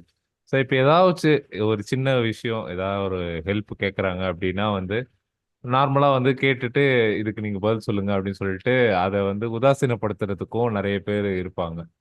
ஸோ அந்த மாதிரி வாழ்க்கையில நடந்திருக்கா ஏதாச்சும்? ஆனா ஒரு வக்கீலுக்கு உதாசீனங்கிறது டெய்லி எடுத்துக்கிற சாப்பாடு மாதிரிதான். நிறைய நடந்திருக்குண்ணே. எனக்குலாம் ரொம்ப எக்கச்சக்கமா நடந்திருக்கு. அதுவும் இப்ப நம்ம ஒரு ப்ரொஃபஷன் செய்யறோம் அப்படின்னா நீங்க சொன்ன மாதிரி எங்களுக்கு இப்ப நான் ஒன்னும் எந்த ரோபோலாம் கிடையாது. அந்த 511 செக்ஷன் இப்படி பண்ணிட்டு பண்ணா எனக்கு ஞாபகம் எல்லாம் இருக்காது. ஆனா நான் வந்து எக்ஸ்பீரியன்ஸ் ஆக ஆக நீங்க எந்த அஃபென்ஸ் சொன்னாலும் அதுக்கு ரிலேட்டடான செக்ஷன் என்னால சொல்ல முடியும். மர்டர்னா 302, அட்டெம்ப்ட் மர்டர்னா 307, அந்த மாதிரி ரேப்னா 375 என்னால சொல்ல முடியும். அது பிரச்சனை கிடையாது. ஸோ அதெல்லாம் தெரிஞ்சுதான் இது வந்து என்னன்னா மக்களுக்கு வந்து என்னன்னா இதெல்லாம் சொல்றாரு அப்படிங்கறதுலாம் அவங்களுக்கு தெரியாது. இப்ப நம்ம டெக்னிக்கலா எக்ஸ்பிளைன் பண்ணிடணும்னு வச்சுக்கோங்களேன். இந்த முதல்வன் படத்துல ரகுவரன் ஒரு சீன்ல வரும், வெயில் கிடைக்குமா கிடைக்காதா அப்படின்னு அவர் அவ்வளவுதான் எக்ஸ்பிளைன் ஜாமீன் கிடைக்குமா கிடைக்காதா அப்படின்னு. Accordance with the discretionary powers of the chief minister, the fundamental rights are enriched in the constitution and English எல்லாம் பேசாத, முடியுமா முடியாதா சொல்லு. அதுதான் ஆக்சுவல் ரியாலிட்டியே. நம்ம என்னென்னமோ இதுதாங்க இப்படிலாம் நடக்குங்க அப்படிலாம் நம்ம 1 மணி நேரம் எக்ஸ்பிளைன் பண்ணிருப்போம். அதெல்லாம் பிரச்சனை என்ன கேஸ் விட்டு வெளியே எடுத்தியா மாட்டியா அப்படிங்கிறது. அந்த அது ஒரு ரொம்ப இதுவான. அதே மாதிரி உதாசீனங்கிறது மோஸ்ட்லி இந்த ஃபீஸ் மேட்டர்ல நடக்கும். ஃபீஸ் வந்து என்னன்னா நம்ம ஒரு இப்போ ஆனா எந்த ப்ரொஃபஷன்லுமே வந்து ஒரு டாக்டர் கிட்ட நீங்க போறீங்கன்னு வச்சுக்கோங்களேன், அவரு எவ்வளவு பெரிய கிளினிக் வச்சிருக்காருன்றத பொறுத்துதான் ஃபீஸ். ஆமா, உண்மைதான். கரெக்டா? அதே இப்போ ஒரே டாக்டர் இருக்காரு, அவர் ஒரு பெரிய ஒரு சென்னையிலேயே ஒரு பெரிய ஹாஸ்பிட்டல்ல ஒர்க் பண்றாருன்னு வச்சுக்கோங்களேன், அந்த ஹாஸ்பிட்டல்ல போய் நீங்க அவர்கிட்ட கன்சல்டேஷன் வாங்கினீங்கன்னா அது ஒரு ஃபீஸ் அதிகம். அதே டாக்டர் அவர் வீட்டுக்கிட்ட ஒரு சின்னதா கிளினிக் வச்சிருந்தாங்கன்னா அதுக்கு 100 ரூபாய் 200 ரூபாய் வாங்குவோம். சரியா? பட் அட்வொகேட்ஸை பொறுத்த வரைக்கும் அப்படி பண்ண முடியாது. அட்வொகேட்ஸை பொறுத்த வரைக்கும் முக்கியமான விஷயமே நாங்க ஸ்பெண்ட் பண்ற டைம் தான். ஒரு கேஸ்க்காக நான் எவ்வளவு டைம் ஸ்பெண்ட் பண்றேன் அப்படிங்கறத நாங்க சொல்ற விஷயம். ஆனா வந்து மக்கள் என்ன பண்ணுவாங்கன்னா ப்ரிஜுடைஸ்டா ஒரு அட்வொகேட்னா நம்ம இவ்வளவுதான் ஃபீஸ் தரணும் அப்படிங்கறத முடிவு பண்றாங்க. நீங்க நம்ப மாட்டீங்கன்னா ஒரு கேஸ் மாப்பிள்ள இவனுக்கு தான் நடந்திருக்கீங்க, எங்கேயோ நடந்த மாதிரி சொல்றான்னு நீங்க நினைக்க கூடாது. மாப்பிள்ள இவன் தான் எங்கேயோ செமத்தியா வாங்கியிருக்கான். இங்க வந்து வேற எவனோ வாங்கின மாதிரி அவுத்துறான் பாத்தியா? ஒரு கேஸ் ஒரு மைனர் பொண்ணை கூட்டிட்டு ஒரு பையன் ஓடிட்டான். சரியா? காஞ்சிபுரத்துல இருக்காங்க, எங்களுக்கு தெரிஞ்சு போச்சு. கம்ப்ளைண்ட் கொடுத்துட்டோம். நாங்க வந்து பொண்ணு சைட்ல தான் கம்ப்ளைண்ட் கொடுக்குறோம். ஸோ நான் வந்து காலையில 10 மணிக்கு போடுறேன். 10 மணிக்கு நான் போயிட்டு போலீஸ் ஸ்டேஷன் போயிட்டு ட்ராக் பண்ணி ஒரு போலீஸை கூட்டிட்டு இங்கேருந்து காஞ்சிபுரம் போய் அந்த பொண்ணை அங்கே ட்ராக் பண்ணி அவன் ஃப்ரெண்ட்ஸ் மூலமா சைபர் கிரைம்ல இன்ஃபார்ம் பண்ணி, ஏன்னா மைனர் பொண்ணு, ஸோ கேஸோட சீரியஸ்னஸ் ரொம்ப அதிகம். ட்ராக் பண்ணி அந்த பொண்ணை அங்கிருந்து ரிகவர் பண்ணி நாங்க மறுபடியும் இங்க எங்க ஸ்டேஷனுக்கு வந்து அந்த பொண்ணை அவங்க பேரண்ட்ஸ் கிட்ட ஒப்படைச்சிட்டு எல்லாம் முடிஞ்சிருச்சு, எழுதி கொடுக்கணும் போலீஸ் ஸ்டேஷன்ல. எழுதியும் கொடுத்துட்டேன் நான், இந்த மாதிரி பொண்ணு கிடைச்சிருச்சு, கம்ப்ளைண்ட் இது பண்ணிக்கிறோம் அப்படின்னு சொல்லி முடிச்சுக்கிறோன்ட்டு. இவ்வளவு வேலை நடந்திருக்குண்ணே. நீங்க ஒரு பப்ளிக், நீங்க ஜென்ரல் பப்ளிக் வெளியில இருந்து பாக்குறீங்க. இப்ப எனக்கு நீங்க எவ்வளவு ஃபீஸ் தருவீங்கன்னு சொல்லுங்க பார்க்கலாம். ஒரு நாள் வேலை செஞ்சிருக்கேன். ஒரு நாள் காலைல போயிட்டு அவ்வளவு தூரம் போயிட்டு அந்த பொண்ணை கூப்பிட்டு வந்து இங்க விட்டுருக்கேன். எல்லா போலீஸ் ஸ்டேஷன் எல்லாம் பேசியிருக்கேன், இன்ஸ்பெக்டர் கிட்ட, எஸ்ஐ கிட்ட, சைபர் கிரைம்ல எல்லாம் பேசியிருக்கேன், கூப்பிட்டு வந்து விட்டுட்டேன். ஒரு நாள் வேலை செஞ்சிருக்கேன். நீங்க இதுக்கு எவ்வளவு ஃபீஸ் தருவீங்க? ஒரு ஐடியாலாம் ஒரு ஃபீஸ் சொல்லுங்க. ஏன்னா எப்படி சொல்றதுன்னா, இப்போ நான் சொல்றது வந்து ஃபீஸா கூட இருக்கு. நான் தோராயமா சொல்றது ஒரு ஒரு 3000 ரூபா இல்ல இருந்து 5000 ரூபாய்க்குள்ள தருவாங்க அப்படின்றது ஒரு நியாயம். 2000 ரூபாய், 2000 ரூபாய் சும்மா 2000 ரூபாய். சரி, எனக்கு 70 ரூபாய் கொடுத்தாங்க. ஐயோ 70, சீரியஸா சொல்றேன். எண்ணிட்டு அவரை போய் டீ கடையில போய் டீ வாங்கிட்டு 30 ரூபாய்க்கு டீ வாங்கிட்டு மீதி 70 ரூபாய் வந்து நீங்க இதை வச்சுக்கோங்க, நம்ம அப்புறம் பாத்துக்கலாம் அப்படின்ட்டு போறாரு அவர். நான் என்ன தெரியுமா பண்ணேன்? அந்த 70 ருபீஸ் வாங்காம இதை நீங்களே வச்சுக்கோங்க, இது வந்து எனக்கு தெரிஞ்ச பொண்ணுன்னு நினைச்சுக்கிறேன் நானு அப்படின்னு சொல்லிட்டு நான் பண்ண என் வண்டி எடுத்துட்டு வந்துட்டேன். இந்த மாதிரி நடந்திருக்கு. எதுவுமே இல்லாம ஒர்க்கை முடிச்சுட்டு, அப்படிங்களா சார், சரிங்க சார் நான் நாளைக்கு கால் பண்றேன் அப்படின்ட்டு போவாங்க. அதுக்கப்புறம் காலே பண்ண மாட்டாங்க. இது எனக்கு மட்டும் இல்ல, மெஜாரிட்டி ஆஃப் த அட்வொகேட்ஸ்க்கு நடக்குது. என்ன ஒண்ணுன்னா, எங்களுக்கு வந்து நிறைய கேசஸ் இருக்கும். இப்ப திடீர்னு ஒரு கேஸ்ல இல்லைன்னா இன்னொரு கேஸ்ல ஏதாவது ஒரு ஃபீஸ் வரும். பட் என்னன்னா, எல்லாத்துக்குமே நாங்க இப்போ ஒரு கேஸ்ல ஃபீஸ் வருதுங்கிறதுக்காக நான் அதுக்கு நிறைய டைமும் ஸ்பெண்ட் பண்ண முடியாது. ஃபீஸ் வராத கேஸ்க்கு நான் கம்மி டைமும் ஸ்பெண்ட் பண்ண முடியாது. ஒரு கேஸ் என்கிட்ட வந்துருச்சுன்னா அந்த கேஸ் முடியறதுக்கு ஒரு வருஷம் 1.5 வருஷம் ஆகுதுன்னு வச்சுக்கோங்களேன். அந்த 1.5 வருஷமா அந்த கேஸை பத்தின ஃபுல் டீடைல்ஸ் எனக்கு மனப்பாடமா தெரியணும். எப்ப யார் எனக்கு போன் பண்ணி அந்த கேஸை பத்தி டவுட் கேட்டாலும் நான் சொல்லணும். அப்போ இது வந்து ரொம்ப மினிமல் டைம் சொல்றேன். இப்போ ஒரு சிவில் கேஸ் எடுக்கிறோம்னு வச்சுக்கோங்களேன், 35 வருஷம் 40 வருஷம் நடக்கும். 35 வருஷம் 40 வருஷம் கழிச்சு கேட்டாலும் அந்த அட்வொகேட் வந்து அந்த கேஸை பத்தின ஃபுல் டீடைல் சொல்லுவாங்க. யாரு என்ன. இன்னொரு விஷயம் தெரியுமா, ஒரு கேஸ்ல ஒரு மனுதாரர் ஒரு எதிர் மனுதாரர் இருக்க மாட்டாங்க. நான் பிராக்டிஸ் பண்ண, அதாவது நான் என்ரோல் பண்ண புதுசுல 2016 எண்ட்ல நாங்க ஃபைல் பண்ண ஒரு கேஸ்ல எதிர் மனுதாரர் எத்தனை பேர் தெரியுமா? 264 பேரு. அது ஒரு கவர்மெண்ட் கேஸ். அது மனுதாரர் ஒருத்தர் தான். 264 பேரு, கிட்டத்தட்ட 13 டிபார்ட்மெண்ட் நினைக்கிறேன், 13 டிபார்ட்மெண்ட். அதுல இருக்க அத்தனை பேர் மேலேயும் நாங்க எதிர் மனுதாரரா சேர்த்து கேஸ் ஃபைல் பண்ணோம். அப்ப எங்களுக்கும் வந்து அந்த கேஸ் ஃபைல் பண்றதுக்கு நீங்க ஒரு ஒரு ஒரு பயங்கர இன்ட்ரெஸ்டிங்கான ஃபேக்ட் என்னன்னா, எங்களுக்கு 13,500 ரூபாய் ஆச்சுண்ணா ஜெராக்ஸ் மட்டும். ஜெராக்ஸ் மட்டும். எங்க சாரோட ஃப்ரெண்டு தான். ஸோ 2 பேரும் சேர்ந்து தான் ஒர்க் பண்ணுவாங்க. அவரோட கேஸ் தான். நாங்க எல்லாருமே சேர்ந்து ஒர்க் பண்ணோம். 4 பேர் ஒர்க் பண்ணோம் அந்த கேஸ்க்கு. பிரிண்ட் அவுட் எடுத்து தைச்சு ஃபைல் பண்ணி நம்பர் பண்ணி அது கேஸ் கொண்டு வரதுக்கு எவ்வளவு நேரம் ஆகும் தெரியுமா? அதுக்கப்புறம் எங்க சாரோட ஃப்ரெண்டு என்ன தெரியுமா பண்ணாரு? புதுசா ஒரு ஜெராக்ஸ் மிஷின் வாங்கினாரு. யாரு மறுபடியும் வேற கேஸ் வந்து 13,000 ரூபாய் கொடுத்து ஜெராக்ஸ் எடுக்கிறது? நிஜமான ஜெராக்ஸ் மிஷின் வாங்கினாரு. ஒரு பெரிய ஜெராக்ஸ் மிஷின் வாங்கி ஆபீஸ்ல வச்சாரு. இந்த மாதிரி எங்களுக்கு நிறைய கஷ்டங்கள் இருக்கும், நிறைய பிரச்சனைகள் இருக்கும். வர்றவங்களுக்கு அது தெரியாது. என்ன இவங்க என்ன கேட்டாங்க, இவங்களுக்கு தான் சட்டம் தெரியுமே, இதுதான் சொல்யூஷன் சொல்லிட்டாங்க, இதுக்கு மேல என்ன, நம்ம கிட்ட ஒண்ணு கேட்ட வேண்டியது, அதை போய் வேற யார்ட்ட டிஸ்கஸ் பண்ணுவாங்க, ஒரு 4 பேர்ட்ட கேட்பாங்க. புரியுது. அதே மாதிரி மக்களுக்கு வந்து வசீகரமா பேசணும்.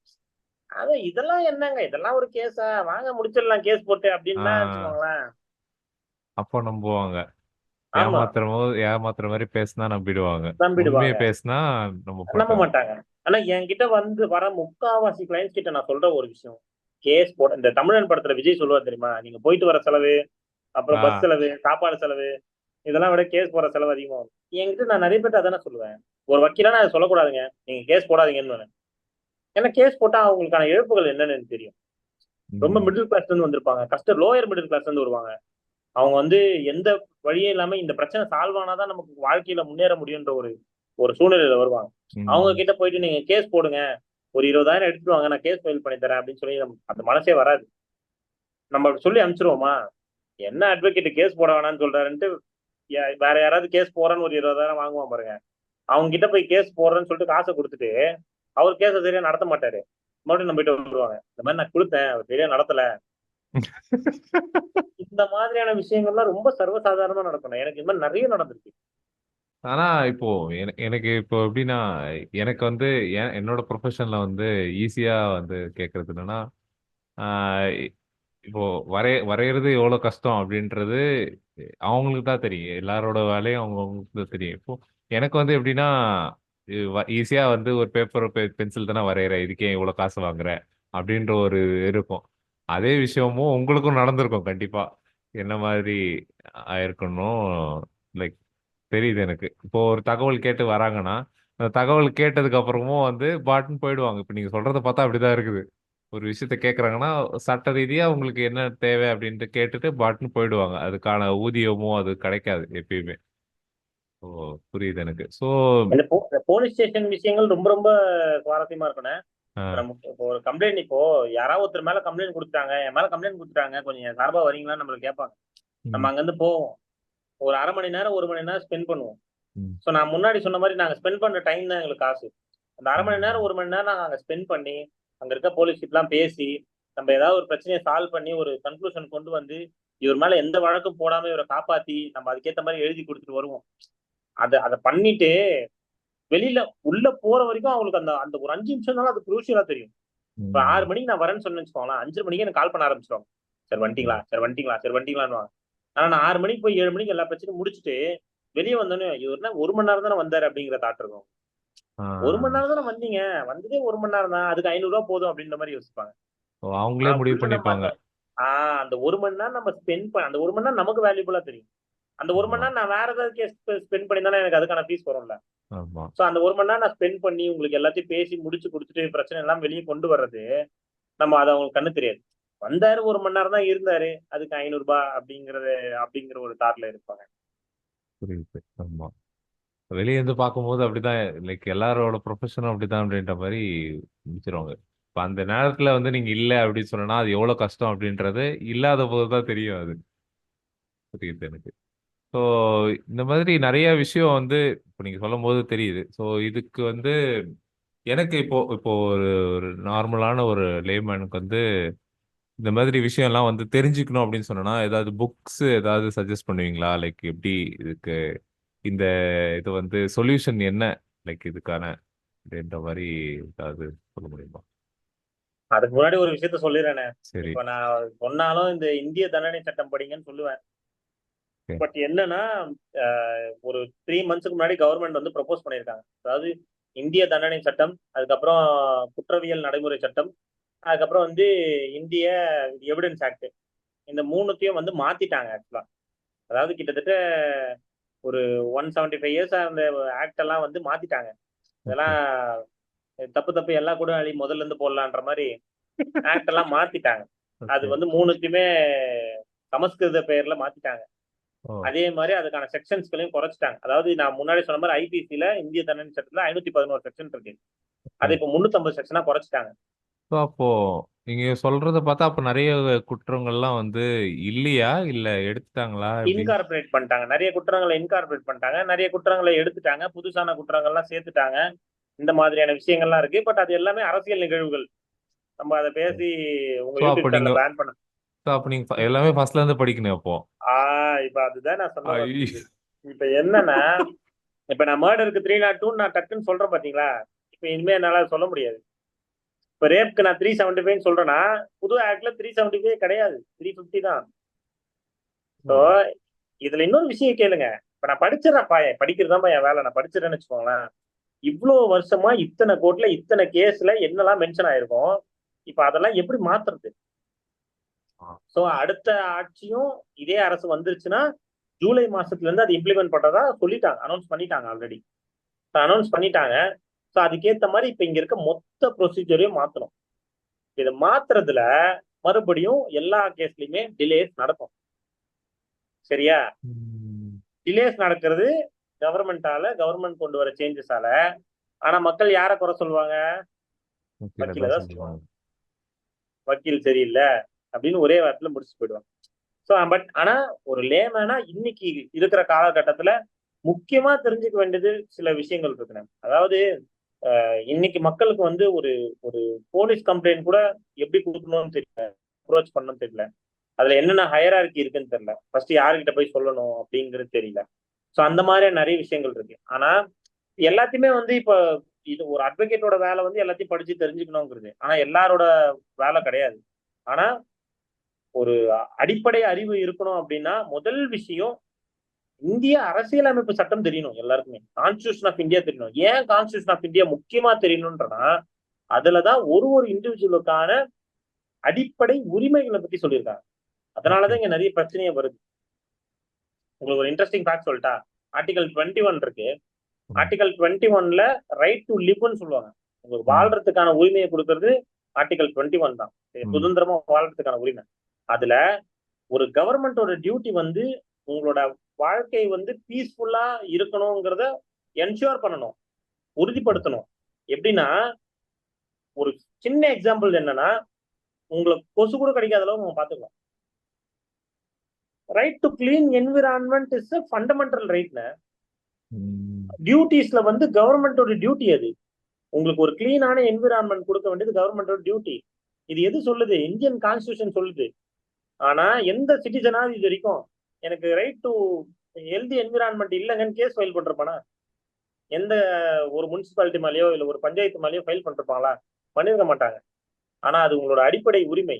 அது கவர்மெண்டோட டியூட்டி. அது உங்களுக்கு நல்ல சுத்தமான குடிநீர் இருக்கணும், உங்களுக்கு சுத்தமான என்விரான்மெண்ட் இருக்கணும். இதெல்லாம் கவர்மெண்ட் என்ஷூர் பண்ணணும். நிறைய ஸ்கீம்ஸ் இருக்கு இங்க. இந்த கொசு மருந்து அடிக்கிறது அதெல்லாம் பண்றாங்கல்ல, இது எல்லாமே அவங்களோட டியூட்டி. அது சோ அரசியலமைப்பு சட்டம் எல்லாருக்குமே தெரிஞ்சிருக்கும். அட்லீஸ்ட் அதுல இருக்க ரைட் ஃபண்டமெண்டல் ரைட்ஸும் ஃபண்டமெண்டல் டியூட்டிஸும் எல்லா அடிப்படை உரிமைகளும் அடிப்படை கடமைகளும் எல்லாருக்குமே கண்டிப்பா தெரிஞ்சிருக்கணும். இது எல்லாருமே படிக்கணும். இப்போ நீங்க சொன்ன மாதிரி அந்த தமிழன் படத்திலேயே அவர் வந்து அடிப்படை சட்டம்னு சொல்லிட்டு ஒரு புக் ரிலீஸ் பண்ணுவார். அது எப்படின்னா அது எல்லாத்தையுமே இன்கார்பரேட் பண்ணுப்பாரு. எல்லா சட்டத்துல இருக்க அடிப்படை விஷயங்களை வந்து நம்ம படிச்சாகணும். என்னைக்கு நம்ம நாட்டுல சட்டக்கல்வி அடிப்படை கல்வியா ஸ்கூல்லயே சேர்க்கிறாங்களோ அன்னைக்கு தானே குற்றங்கள் குறையும். கண்டிப்பா அன்னைக்குதான் குற்றங்கள்.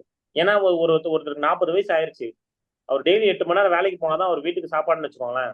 அவர்கிட்ட போய் உங்களால சட்ட புக்கு படிங்கன்னு சொல்ல முடியுமா? இந்த சட்டம்லாம் நீங்க தெரிஞ்சுக்கோங்கன்னு சொல்ல முடியுமா? சொல்ல முடியாது. எதுக்கு நான் படிக்கணும் அப்படின்ட்டு. ஆமா. ஆனா அதே சினாரியோல ஒரு 40 வயசு ஆளு டெய்லி 8 மணி நேரம் வேலை செஞ்சாதான் அவருக்கு சாப்பாடு. அதே வீட்டுல அவருக்கு ஒரு 15 வயசு குழந்தை இருக்கு, அது ஒரு ஸ்கூல்ல 10வது படிக்குதுன்னா அந்த குழந்தைக்கு அடிப்படை சட்டம் கல்வியா இருந்ததுன்னு வச்சுக்கோங்களேன், அந்த ஒரு குழந்தை அந்த ஃபேமிலியே மாத்திடும்.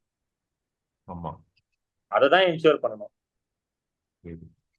ஸோ இந்த நியூ எஜுகேஷன் பாலிசி வர்றது இதெல்லாம் வந்து இந்த மாதிரியான மாற்றங்கள் கொண்டு வந்தா மட்டும், ஏன்னா அது அப்படி படிச்சாதான் அந்த குழந்தைக்கு நான் ஸ்கூல் முடிச்சுட்டு காலேஜ் போகும்போது லாவை ஒரு கெரியரா எடுக்கணுமா வேணாமாங்கிற ஒரு ப்ராப்பரான புரிதல் இருக்கும். ஸோ இப்ப லா எடுக்கணும்னு ஒரு 12th முடிச்ச பையனுக்கு ஒரு தாட் வருதுன்னு வச்சுக்கோங்களேன், அவங்க மாமா யாராவது போலீஸா இருந்திருப்பாரு, இல்ல அவங்க மாமாவோ பெரியப்பாவோ யாராவது ஒரு அட்வொகேட்டா இருந்திருப்பாரு. என்ன சொல்லுவாங்க, நீ வா நம்ம சம்பாதிக்கலாம்னு சொல்லி கூப்பிட்டு வந்துடும். அந்த மாதிரியான விஷயங்கள் தான் நடக்கும்.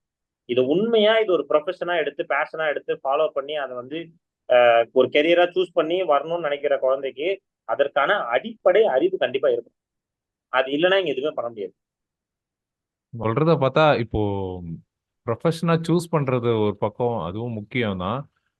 அது இல்லாம வந்து இப்போ ஏதாச்சும் ஒரு தப்பு பண்றோம் அப்படின்னா அது தப்பா இல்லையான்றது கூட தெரியாத அளவுக்கு இப்போ இருக்குது சூழ்நிலை. லா வந்து எது தப்புன்னு சொல்லுது, எது இல்லைன்னு சொல்லுது அப்படின்ற மாதிரி ஒரு பேசிக் நாலேஜ் கூட இல்லாம இருக்கிறோம். ஸோ இந்த மாதிரி ஸ்கூல்ஸ்ல வந்து இன்கார்பரேட் பண்றது வந்து ஒரு ஒரு அடிப்படையான ஒரு நல்ல ஒரு விஷயம். ஆக்சுவலா நான் யோசிச்சதே இல்லை இதை நான். இதை தாண்டி வந்து ஒண்ணு ஐபிசி தெரிஞ்சுக்கணும், எல்லாருமே ஐபிசி தெரிஞ்சுக்கணும். இதை தாண்டி சிஆர்பிசின்னு ஒன்று இருக்கு, அதாவது குற்றவியல் நடைமுறை சட்டம்னு ஒன்று இருக்கு. ஒருத்தரை நம்ம கைது பண்றாங்க போலீஸ் அப்படின்னா அவங்க கைது பண்றவங்களுக்கான உரிமைகள் இருக்கு. அவங்க யாருக்காவது இன்ஃபார்ம் பண்ணலாம், அவங்களுக்கு வந்து அவங்க கைது பண்றதுக்கான காரணத்தை சரியான காரணத்தை ஆதாரத்தோட போலீஸ் வந்து கொடுக்கணும். இப்ப சினிமாலாம் போய் யாரும் அரெஸ்ட் பண்ணா வாரண்ட் இருக்கா அப்படின்னு கேக்குறாங்கல்ல. ஆ. ஸோ அந்த மாதிரி எல்லா கேஸுமே வாரண்ட் தர மாட்டாங்க. அது ரொம்ப சிவியரான கேசஸ்க்கு மட்டும் தான் வாரண்ட் இஷ்யூ பண்ணுவாங்க. எல்லா கேஸ்லாம் வாரண்ட் இஷ்யூ பண்ண மாட்டாங்க. ஸோ அந்த மாதிரி அவங்க இப்போ எஃப்ஐஆர் போட்டாங்க, எஃப்ஐஆர் போட்டால் தான் அவங்க அரெஸ்ட் பண்ண முடியும். எஃப்ஐஆர் காப்பி அவங்களுக்கு ஃபர்னிஷ் பண்ணியிருக்கணும், கொடுத்துருக்கணும் அவங்களுக்கு. ஸோ அந்த மாதிரியான ரைட்ஸ்லாம் இருக்கு அவங்களுக்கு. ஸோ இப்போ விமனா இருந்தா ஈவினிங் 6 o'clockலேருந்து மார்னிங் 6 o'clock வரைக்கும் அவங்களை அரெஸ்ட் பண்ண முடியாது. ரொம்ப எக்ஸ்ட்ரீம் சிவியரான கேசஸ்ல ஒரு லேடி போலீஸோட அக்கம்பெனி பண்ணி தான் பண்ண முடியும். 6 மணிக்கு மேல எந்த ஒரு விமனையும் போலீஸ் ஸ்டேஷன்ல ரிமாண்ட் பண்ண முடியாது. இந்த மாதிரியான உரிமைகள்லாம் இருக்கு.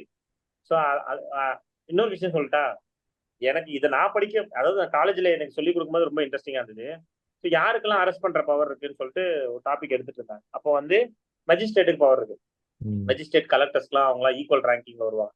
ஸோ அவங்களுக்கு பவர்ஸ் இருக்கு, போலீஸ்க்கு பவர் இருக்கு. அதே மாதிரி எல்லா இங்க இந்திய நாட்டுல இருக்க ஒரு காமன் இண்டிவிஜுவலுக்கும் பவர் இருக்கு அரெஸ்ட் பண்றது, தெரியுமா? எப்படி? ஒரு நீங்க ஒரு ரோட்ல போறீங்க, ஒரு தப்பு நடக்குது அப்படின்னா இந்த தப்பு பண்ணவனை டீடைன் பண்ணி, அதாவது எந்தவித ஃபோர்ஸும் யூஸ் பண்ணாம, அவனை அடிச்செல்லாம் பண்ணக்கூடாது, யாரையும் நம்ம வந்து பிசிக்கல் ஃபோர்ஸ் யூஸ் பண்ணக்கூடாது. ஆனா ப்ராப்பர் வேல அவனை டீடைன் பண்ணி ஒரு போலீஸ் ஆபீசருக்கோ நியர்பை போலீஸ் ஸ்டேஷனுக்கோ நீங்க தகவல் சொல்லி அவங்க வர வரைக்கும் நீங்க அவனை டீடைன் பண்ணலாம். இது வந்து புக்லயே every individual has the power to arrest or detain a person wrongdoer. தப்பு பண்றவனை நீங்க டீடைன் பண்ணி போலீஸ்க்கு இன்ஃபார்ம் பண்ணி அவங்கள வர வரைக்கும் நீங்க அவனை டீடைன் பண்றதுக்கான அதிகாரம் உங்களுக்கு ரைட் உங்களுக்கு இருக்கு. இப்போ டீடைன்னா என்ன இப்போ? டீடைன்னா அவனை புடிச்சு வைக்கிறது.